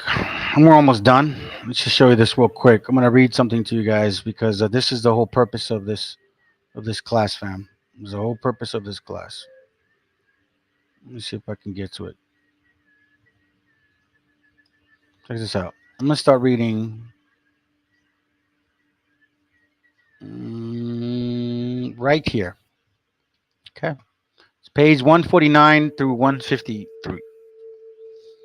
It says, "Let us then, in view of the evidence provided providently afforded, that we have found the long banished tribe of Israel, seat ourselves at the feet of Isaiah, hear him sighing with deep affliction at the long exilement of his brethren of Israel, and in vision beholding his land of their banishment. Hear the spirit of inspiration suggesting of his anxious mind. There is the land, the long exilement of your brethren of Israel. Therefore, 2,500 years shall be an outcast race, till about the time of the Messiah kingdom, that darling object of your prophecy. That then their line of promise, title to their fair inheritance, shall take effect. A great nation shall there be found at that period. Those sequestered realms and peaceful national characters shall afford a retreat for liberty and religion, and shall entitle them to the appellations of a land shadowing with wings, as the form of their continent suggests. Here is the people to aid the restoration both of your dispersed and especially your outcast brethren. Address them, therefore, and from me assign them their business. Ho, blessed nation of the last days, pity, instruct, and save my ancient people, the brethren, especially that outcast branch of them, who were the natives of your soil. Pity the degraded remnant of the nation so terrible in ancient times, but who have been now so long wretched. Bring a present of them, ye worshippers of Yahoo, to the great, to the God of Abraham. Give not sleep to your eyes till a house be builded to your God. From those ancient and bearable materials were not your fathers sent into the fat, distant world, not only to be in their posterity built up a great protecting nation, but also to be the instrument of gathering or recovering the miserable remnant of my outcasts there in the last days? Rejoice then, ye distinguished people, in your birthright, and engage in the work by heaven assigned. Let not those tribes of my ancient people, whom I had borne as an eagle's wing for many ages, let them not become extinct before your eyes. Let them no longer roam in the savage barbarism and death. My bowels yearn for Ephraim, my firstborn. For since I spake against him, I do earnestly remember him still. I have seen his ways and will heal him. I will restore peace to him and to his mourners, peace and the renewal of my covenant. I will again bear him an eagle's wings and bring him to myself.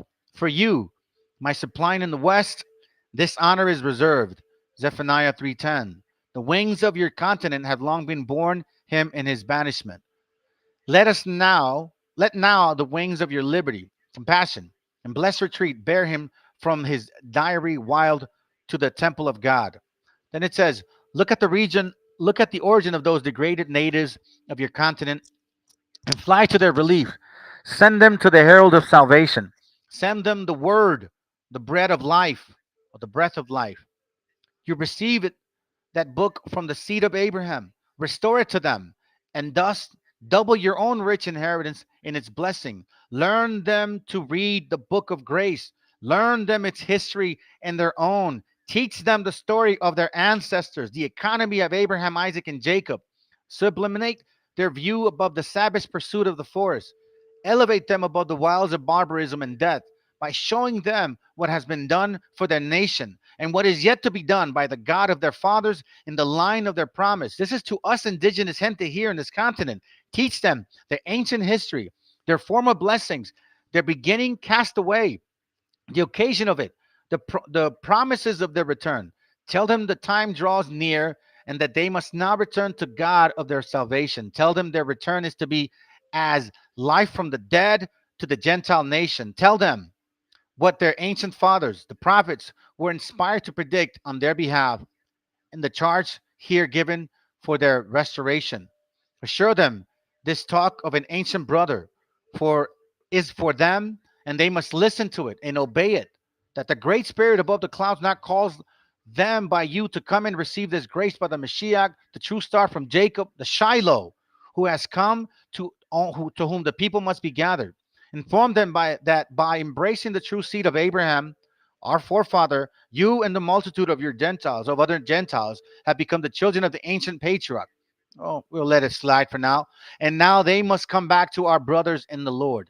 Unfold to them their superlative line of the entails of the covenant, that as touching this election, they are beloved for Father's sake, that they were for their sins excluded for this long period until the fullness of the Gentile become in, and so all Israel shall be saved.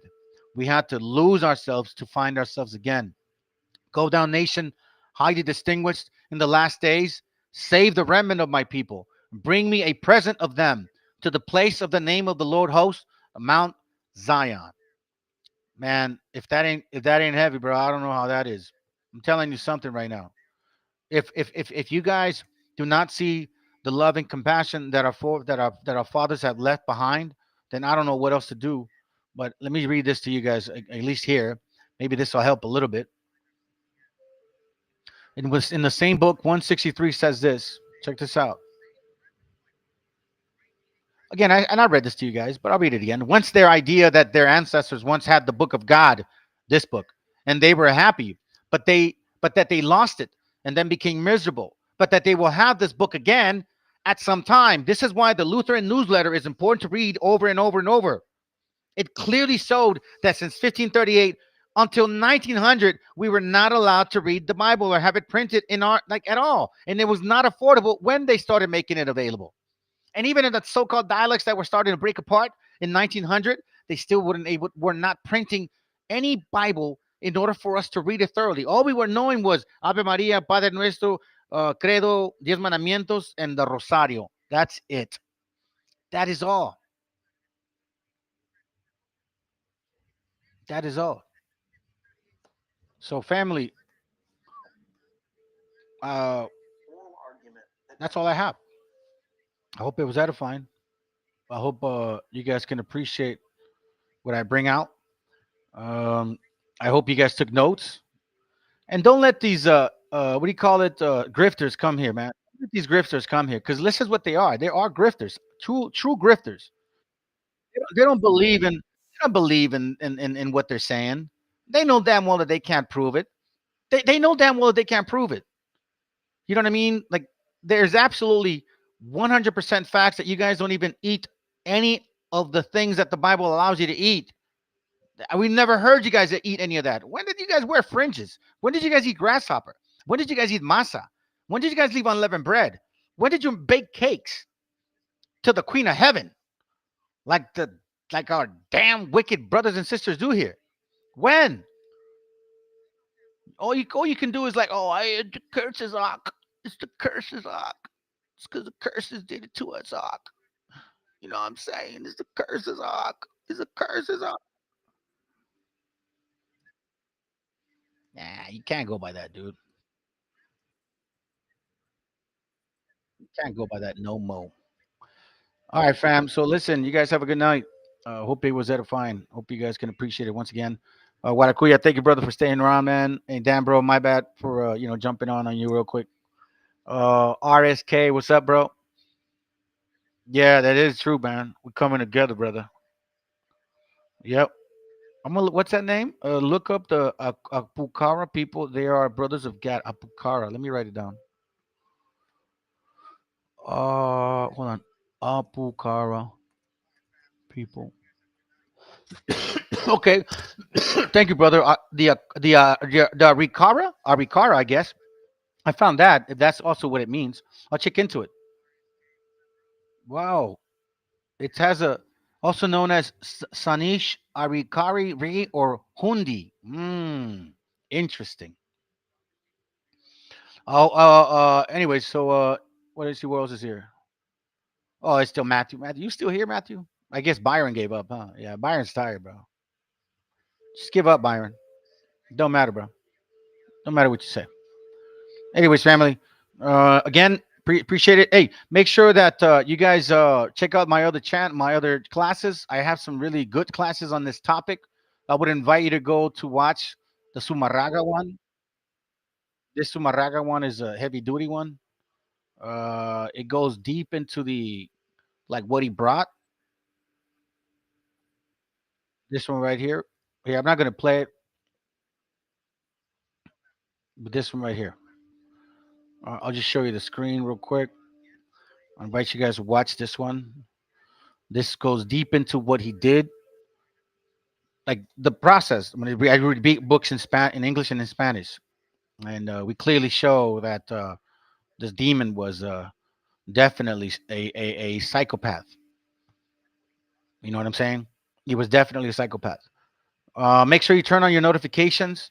Okay. Make sure you turn them on. Go in there and turn them on all.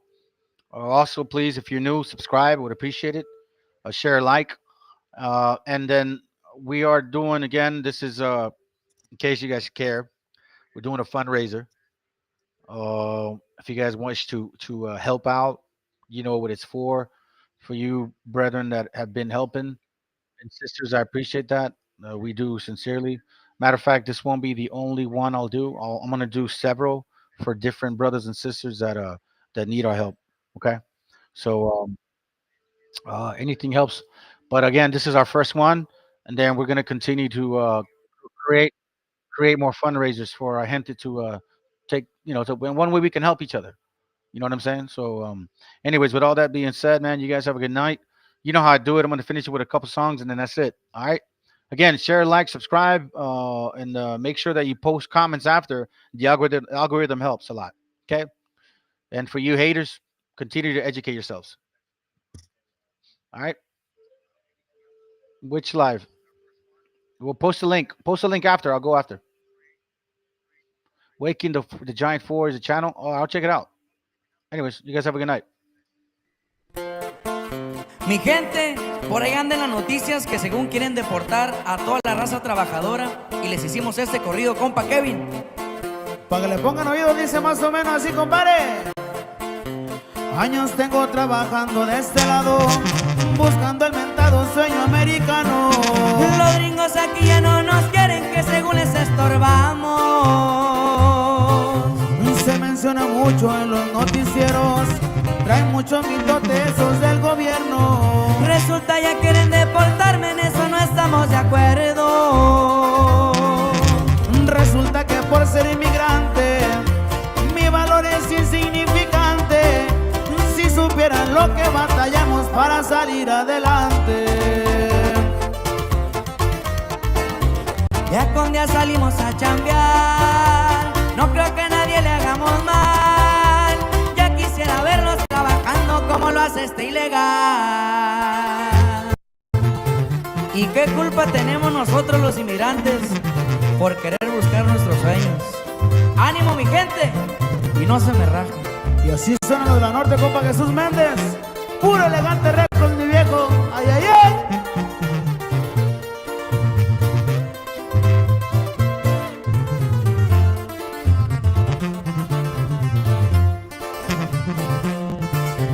Unos días no duermo y otros como mal, pa' que a mi familia nada le pueda faltar. Se murió mi madre y a mi padre, espero volverlo a mirar. Canto por mi gente, no se vayan a agüitar, que Diosito es grande y de esta ley nos va a salvar. No más acuérdense de Florida, nos volvieron a ocupar.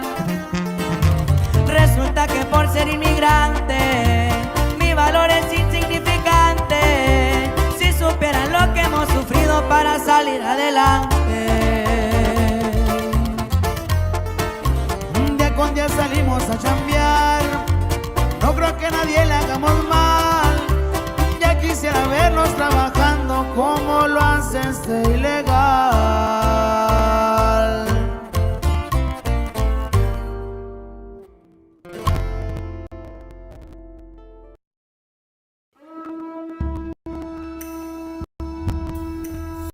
Mesta isukame Claudia Shemo ya utayu. Shabete ya komera javeni kana pokayu tiro yem ku ak.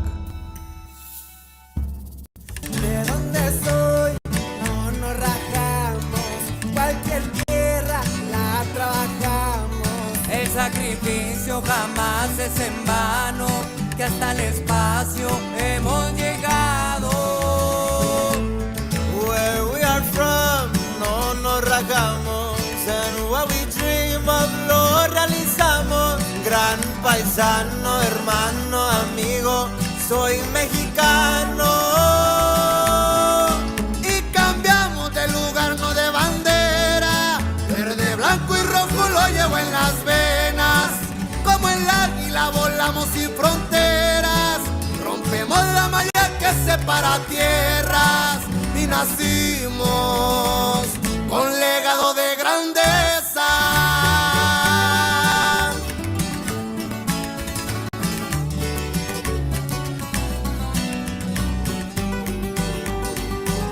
Extraño mi rancho, también mi familia, pueblo querido que no se me olvida, aunque de este lado me trajo la vida, siempre paradela como Pancho Villa.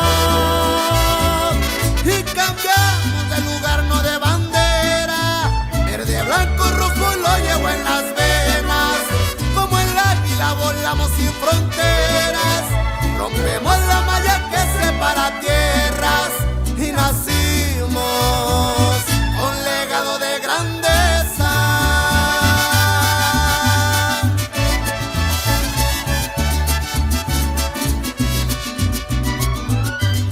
A nuestras mujeres y madres inmigrantes, un ejemplo de fuerza y valor. ¡Y que viva México! Y aunque el acta diga americano, hay en puro mexicano. Y cambiamos de lugar, no de bandera.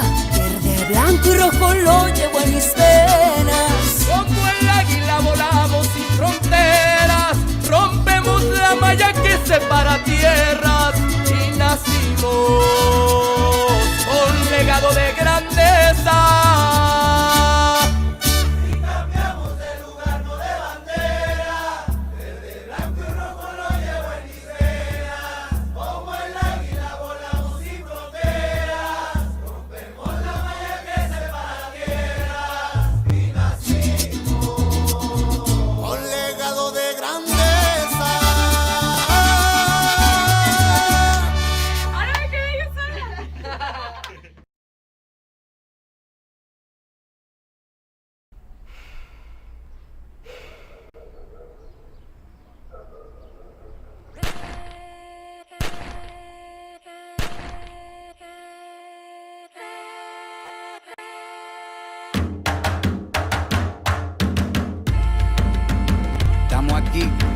Oye, que estamos aquí. Mírame, estamos aquí. Desde hace rato, cuando ustedes llegaron, ya estaban las huellas de nuestros zapatos. Se robaron hasta la comida de gato y todavía se están lamiendo el plato. Bien encabronados con estos ingratos. Hoy le doy duro a los tambores hasta que me acusen de maltrato. Si no entiendes el dato, pues te lo tiro en cumbia, bossa nova, tango o vallenato. A lo calaboy y bambú, bien frontú, con sangre caliente como Timbuktu. Estamos dentro del menú. Tupac se llama Tupac por Tupac Amaru del Perú. América no es solo USA, papá. Esto es desde Tierra del Fuego hasta Canadá. Hay que ser bien bruto, bien hueco. Es como decir que África es solo Marruecos. Estos canallas se les olvidó que el calendario que usan se lo inventaron los mayas con la Valdivia precolombina. Desde hace tiempo, este continente camina, pero ni con toda la marina pueden sacar de la vitrina la peste campesina. Esto va para el capataz de la empresa. El machete no es solo para cortar caña, también es para cortar cabeza. Aquí estamos, siempre estamos, no nos fuimos, no nos vamos. Aquí estamos pa' que te recuerdes. Si quieres mi machete te muerde. Aquí estamos, siempre estamos, no nos fuimos, no nos vamos. Aquí estamos pa' que te recuerdes. Si quieres mi machete te muerde. Si quieres mi machete te muerde. Si quieres mi machete te muerde. Si quieres mi machete te muerde. Te muerde, te muerde. Los paramilitares, las guerrillas, los hijos del conflicto, las pandillas, las listas negras, los falsos positivos, los periodistas asesinados, los desaparecidos, los narcogobiernos, todos los que robaron, los que se manifiestan y los que se olvidaron, las persecuciones, los golpes de estado, el país en quiebra, los exiliados, el peso devaluado, el tráfico de droga, los carteles, las invasiones, los emigrantes sin papeles, 5 presidentes en 11 días, disparo a quemarropa por parte de la policía, más de 100 años de tortura, la nova trova cantando en plena dictadura. Somos la sangre que sopla la presión atmosférica. Gambino, mi hermano, esto sí es América.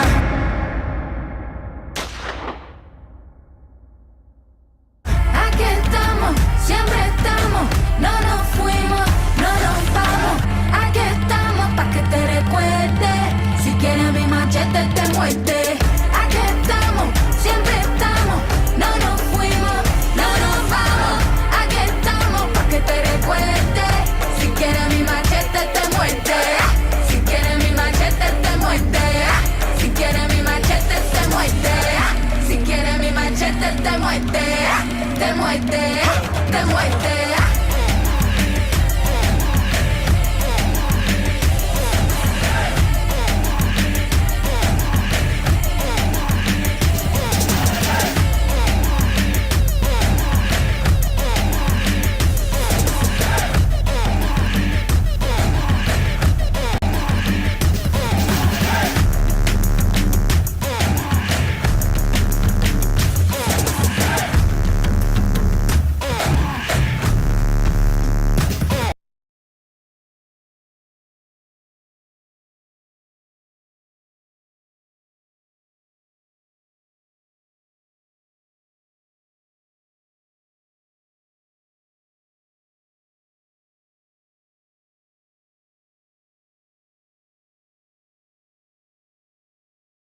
Digo mi opinión con la pista y no le damos. La pista suena arriba.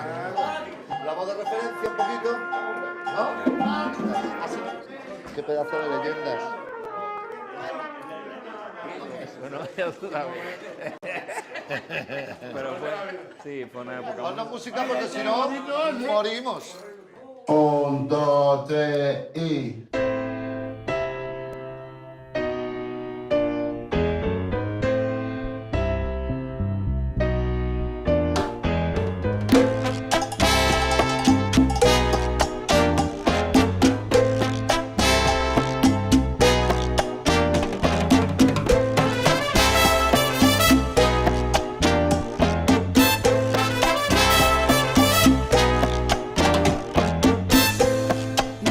Se está quejando porque no puede vacilar. Si donde quiera que se mete, donde quiera que se esconda, su gata lo va a buscar. De noche brinca la verja que está bien de viajado. A ver, a ver, a ver, a ver si puede esconderse sin que ella lo vaya a ver. Y no tan pronto está de fiesta, silvestre felino, tiene que echar a correr. Esto sí es serio, mi amigo. Oye, qué lío, pero qué lío se va a formar cuando mi gatico se va.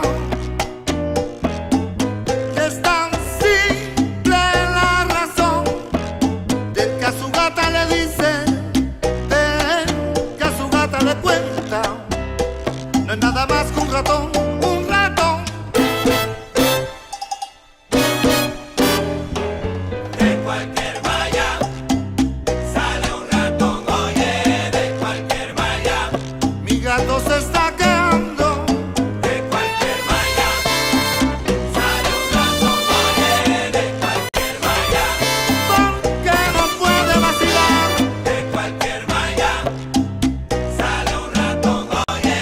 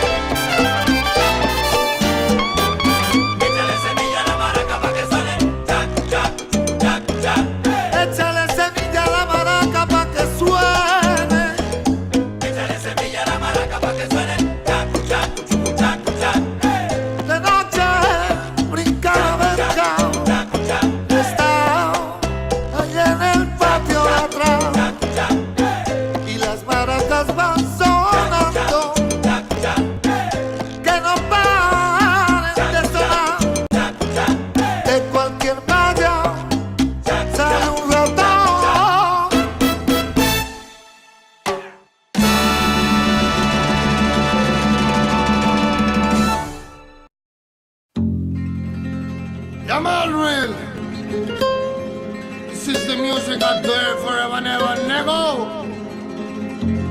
This is Q Studio. You nego no microphone. Sergio Maya, Paquito, son. Blessing for the world,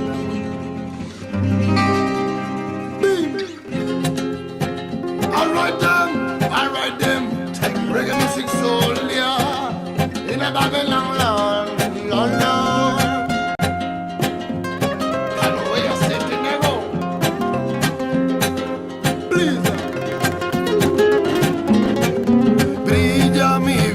Como el sol lo hace en el mar, se mantiene encendida como luz de mi cantar. Son promesas prohibidas las que me van a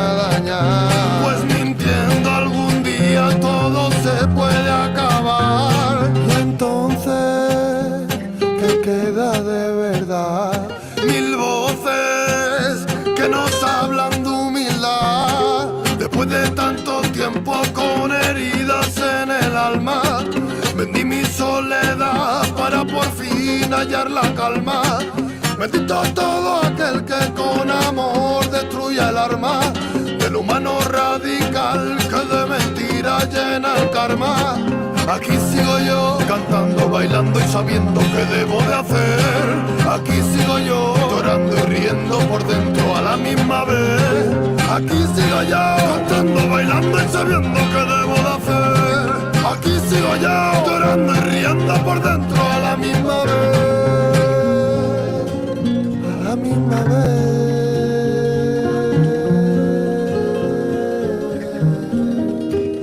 Black sound, black woman, black sound.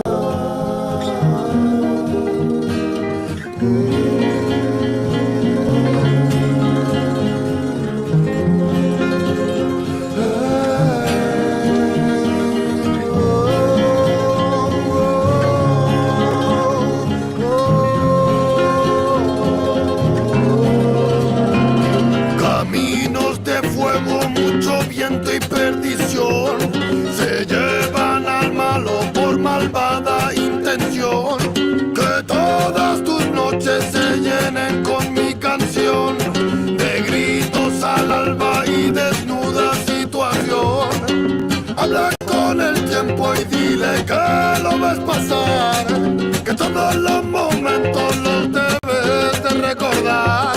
Sean buenos, sean malos, todo tuvo que llegar, mas nunca hubo tiempo que debiera malgastar. Alright, this is the music out there, my family. Original and fresh, forever and ever.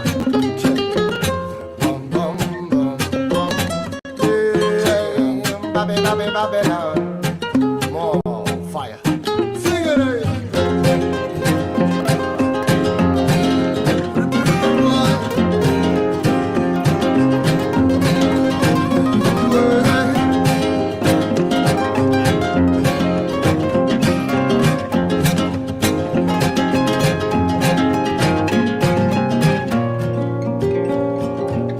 Siempre fieles a lo nuestro.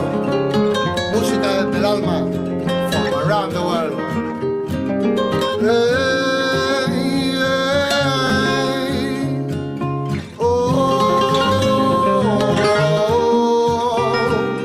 hey, hey.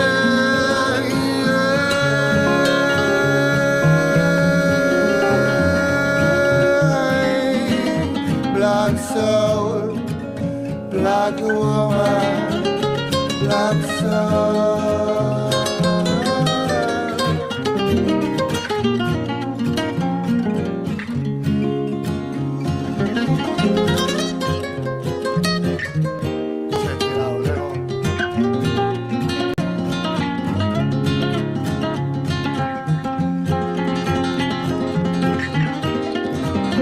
Black soul, black woman, cure my brother.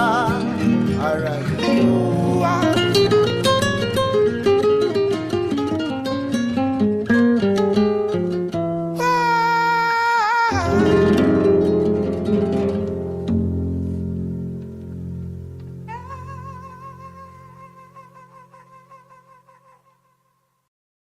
Without the people of America, Mexico, figuratively speaking, would be eating cat food out of a can and living in a tent behind a... Anda viviendo tiempo extra y anda de mitotero, viejillo chismoso, fufurufo argüendero. ¿A usted qué le importa lo que pasa en el planeta si le queda como una semana de vida a la neta? México se despertó, se puso buzo, caperuzo. No es el México de antes que permitía tanto abuso. Ya no hacen con nosotros lo que les dé la gana. Ya no son los tiempos de Antonio López de Santa Ana, el güey que vendió tanto territorio mexicano, donde hoy vive tanto ilegal latinoamericano. Por culpa de un vendido el territorio se ha perdido, por eso otro vende patrias aquí no es bienvenido. Una cosa es ser socio comercial a nivel mundial y otra muy diferente que nos quieran tratar mal. Aquí es bienvenido de cualquier país algún turista, porque México es la riata y no soy nacionalista.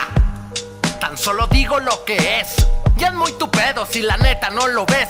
Dirían aquí en México botellita de Jerez. Todo lo que nos desean que se regrese al revés. Hablo por los mexicanos al decir que no rajamos, que sacamos la casta donde quiera que vamos, que si hay puros frijoles pues frijolitos tragamos, y si no tienes sillas en el piso nos sentamos. Mexicana es mi bandera. Mexicano hasta que me muera. Mis colores y mi tierra.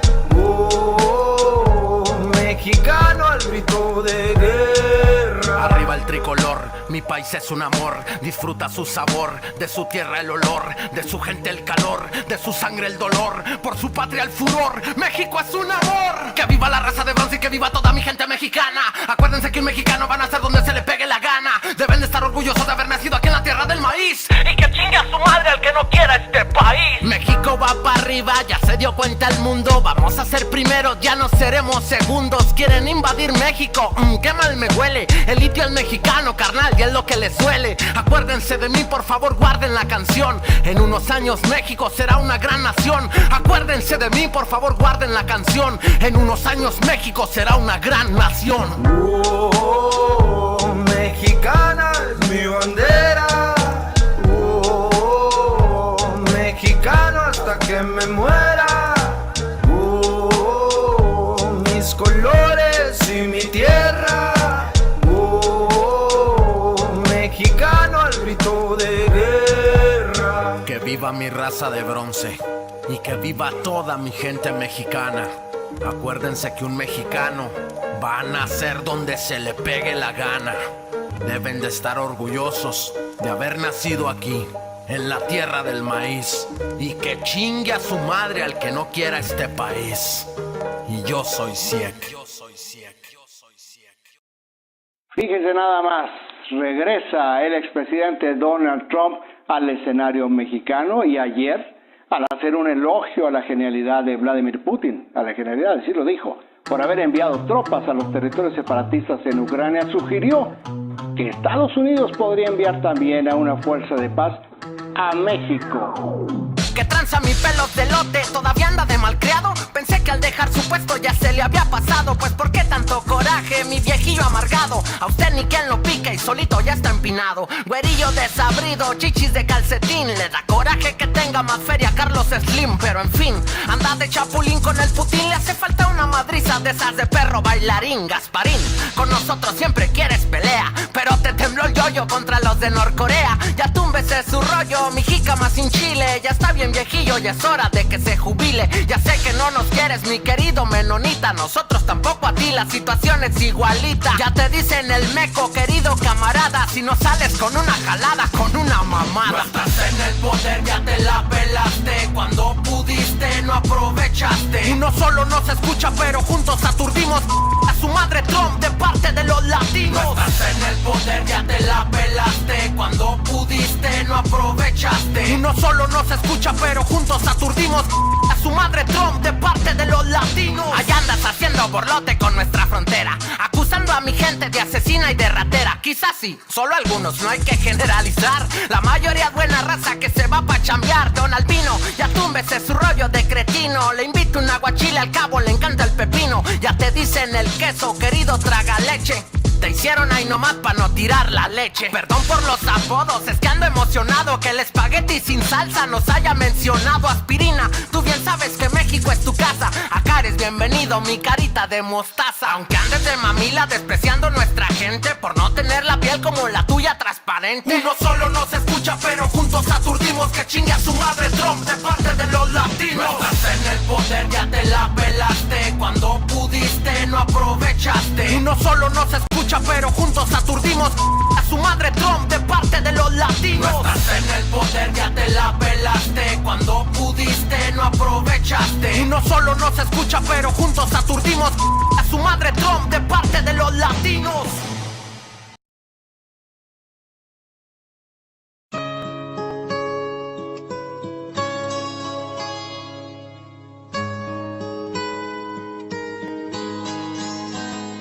Soy soy de Perú, bandido, contento porque en esta parte del mundo he nacido, más que orgulloso de crecer en donde yo he crecido. Me siento bendecido y aquí me quiero morir, y la verdad porque así será.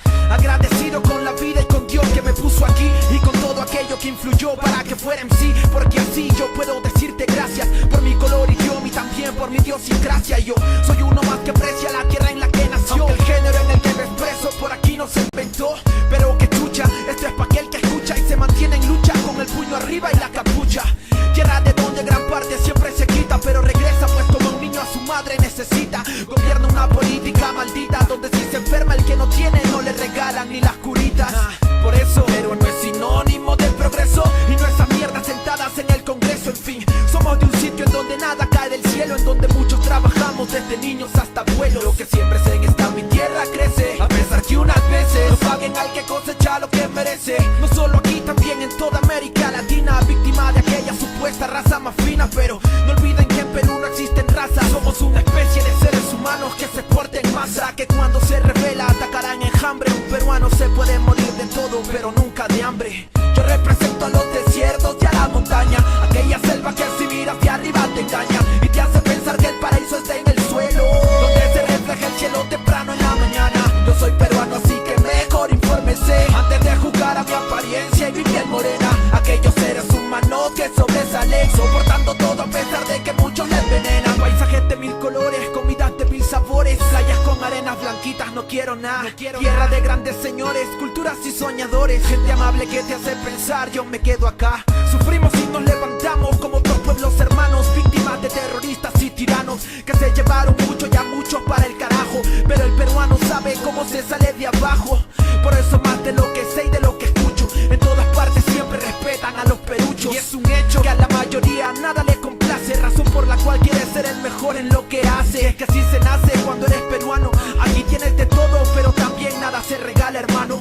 Norte, sur o centro, en donde quiera que te pares, lo dijo Romero, el Perú es de la concha su madre. Orgulloso de mi esencia, de mi herencia, tengo un tatuaje en la maleta que te indicará mi procedencia, para que quede bien claro de dónde es que soy. Represento a donde voy y así lo hicimos siempre hasta el sol de hoy. Esta canción yo la compuse estando lejos de mi patria, y no por querer hacerme el pendejo. Desde la costa, por la sierra hasta la selva somos cholos. Si tú me entiendes, no permitas que yo haga este coro solo. Yo represento a los desiertos y a la montaña, aquella selva que si miras de arriba te engaña y te hace pensar que el paraíso está en el suelo, donde se refleja el cielo temprano en la mañana. Yo soy peruano, así que mejor infórmese antes de juzgar a mi apariencia y mi piel morena. Aquellos seres humanos que sobresalen, soportando todo a pesar de que muchos les envenenan.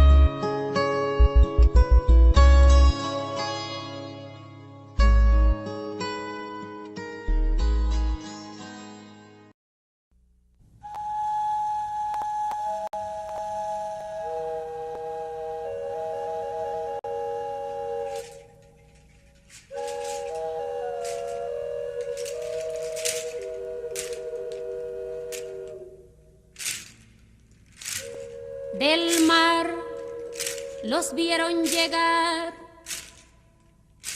mis hermanos emplumados eran los hombres barbados de la profecía esperada. Se oyó la voz del monarca de que el Dios había llegado y les abrimos la puerta. Por temor a lo ignorado, iban montados en bestias, como demonios del mal, iban con fuego en las manos y cubiertos de metal. Solo el valor de unos cuantos les opuso resistencia, y al mirar correr la sangre se llenaron de vergüenza, porque los dioses ni comen ni gozan con lo robado. Y cuando nos dimos cuenta, ya todo estaba acabado,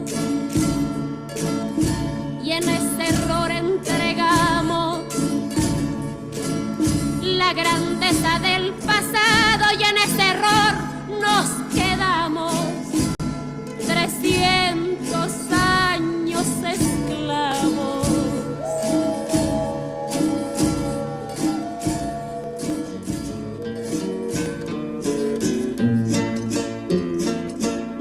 Se nos quedó el maleficio de brindar al extranjero nuestra fe, nuestra cultura, nuestro pan, nuestro dinero. Y le seguimos cambiando oro por cuentas de vidrio y damos nuestras riquezas por sus espejos con brillo. Hoy, en pleno siglo XX, nos siguen llegando rubios y les abrimos la casa y los llamamos amigos. Pero si llega cansado un indio de andar la sierra, lo humillamos y lo vemos como extraño por su tierra.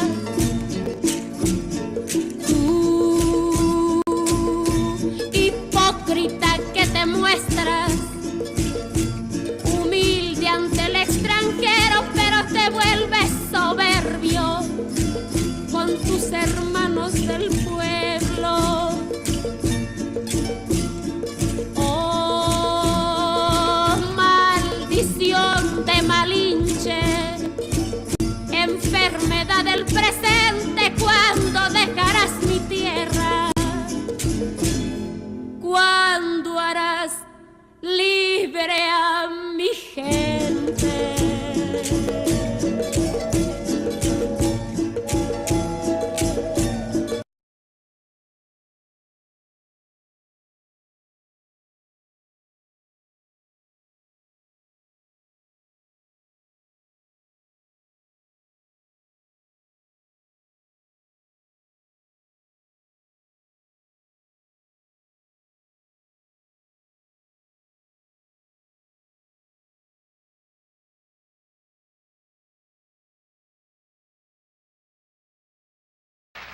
Vamos a tocar un vals de Veracruz que se llama La Bruja, que se toca con el arpa y la jarana. Y la canción, la letra es muy surrealista.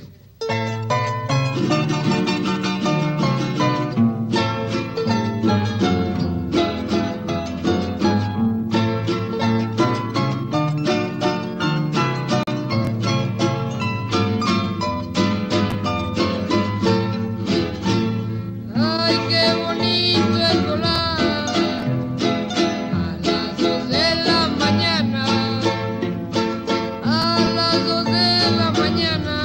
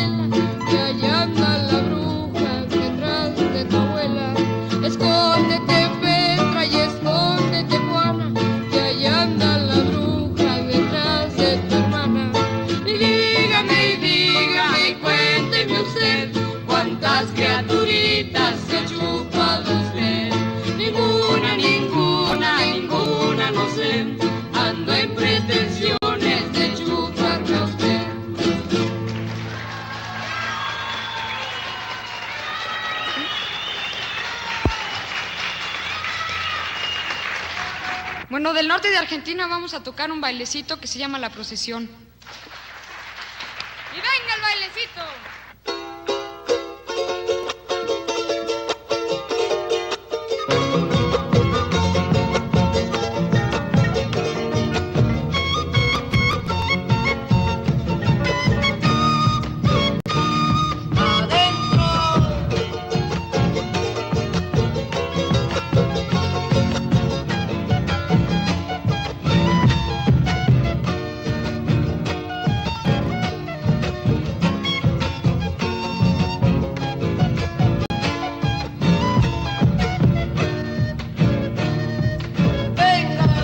Salen de la capilla a la procesión con banderas y estruendos, de tambor, con la Virgen a cuestas, con gran emoción.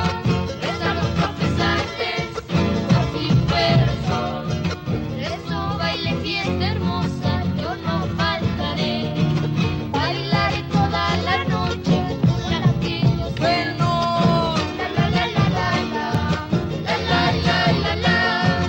Bailaré toda la noche con la que yo sé.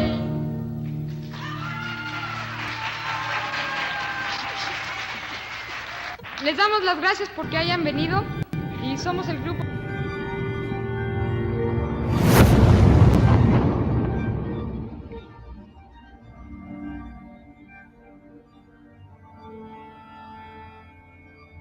Ical, hijo, abre los ojos.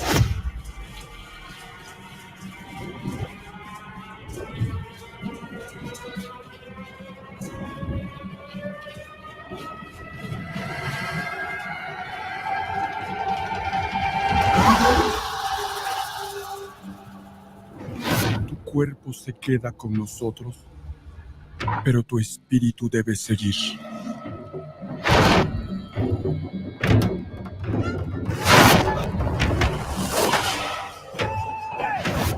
Busca la luz. Aléjate de las sombras. Deja que nuestro dolor sea tu fuerza. Desde aquí iluminamos tu camino.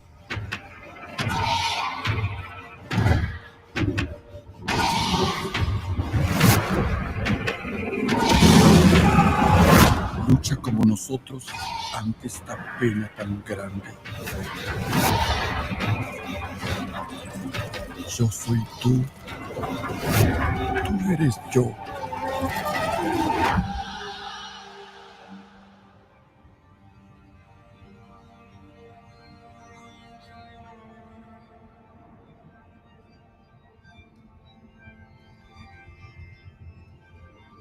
La muerte que hoy nos separa,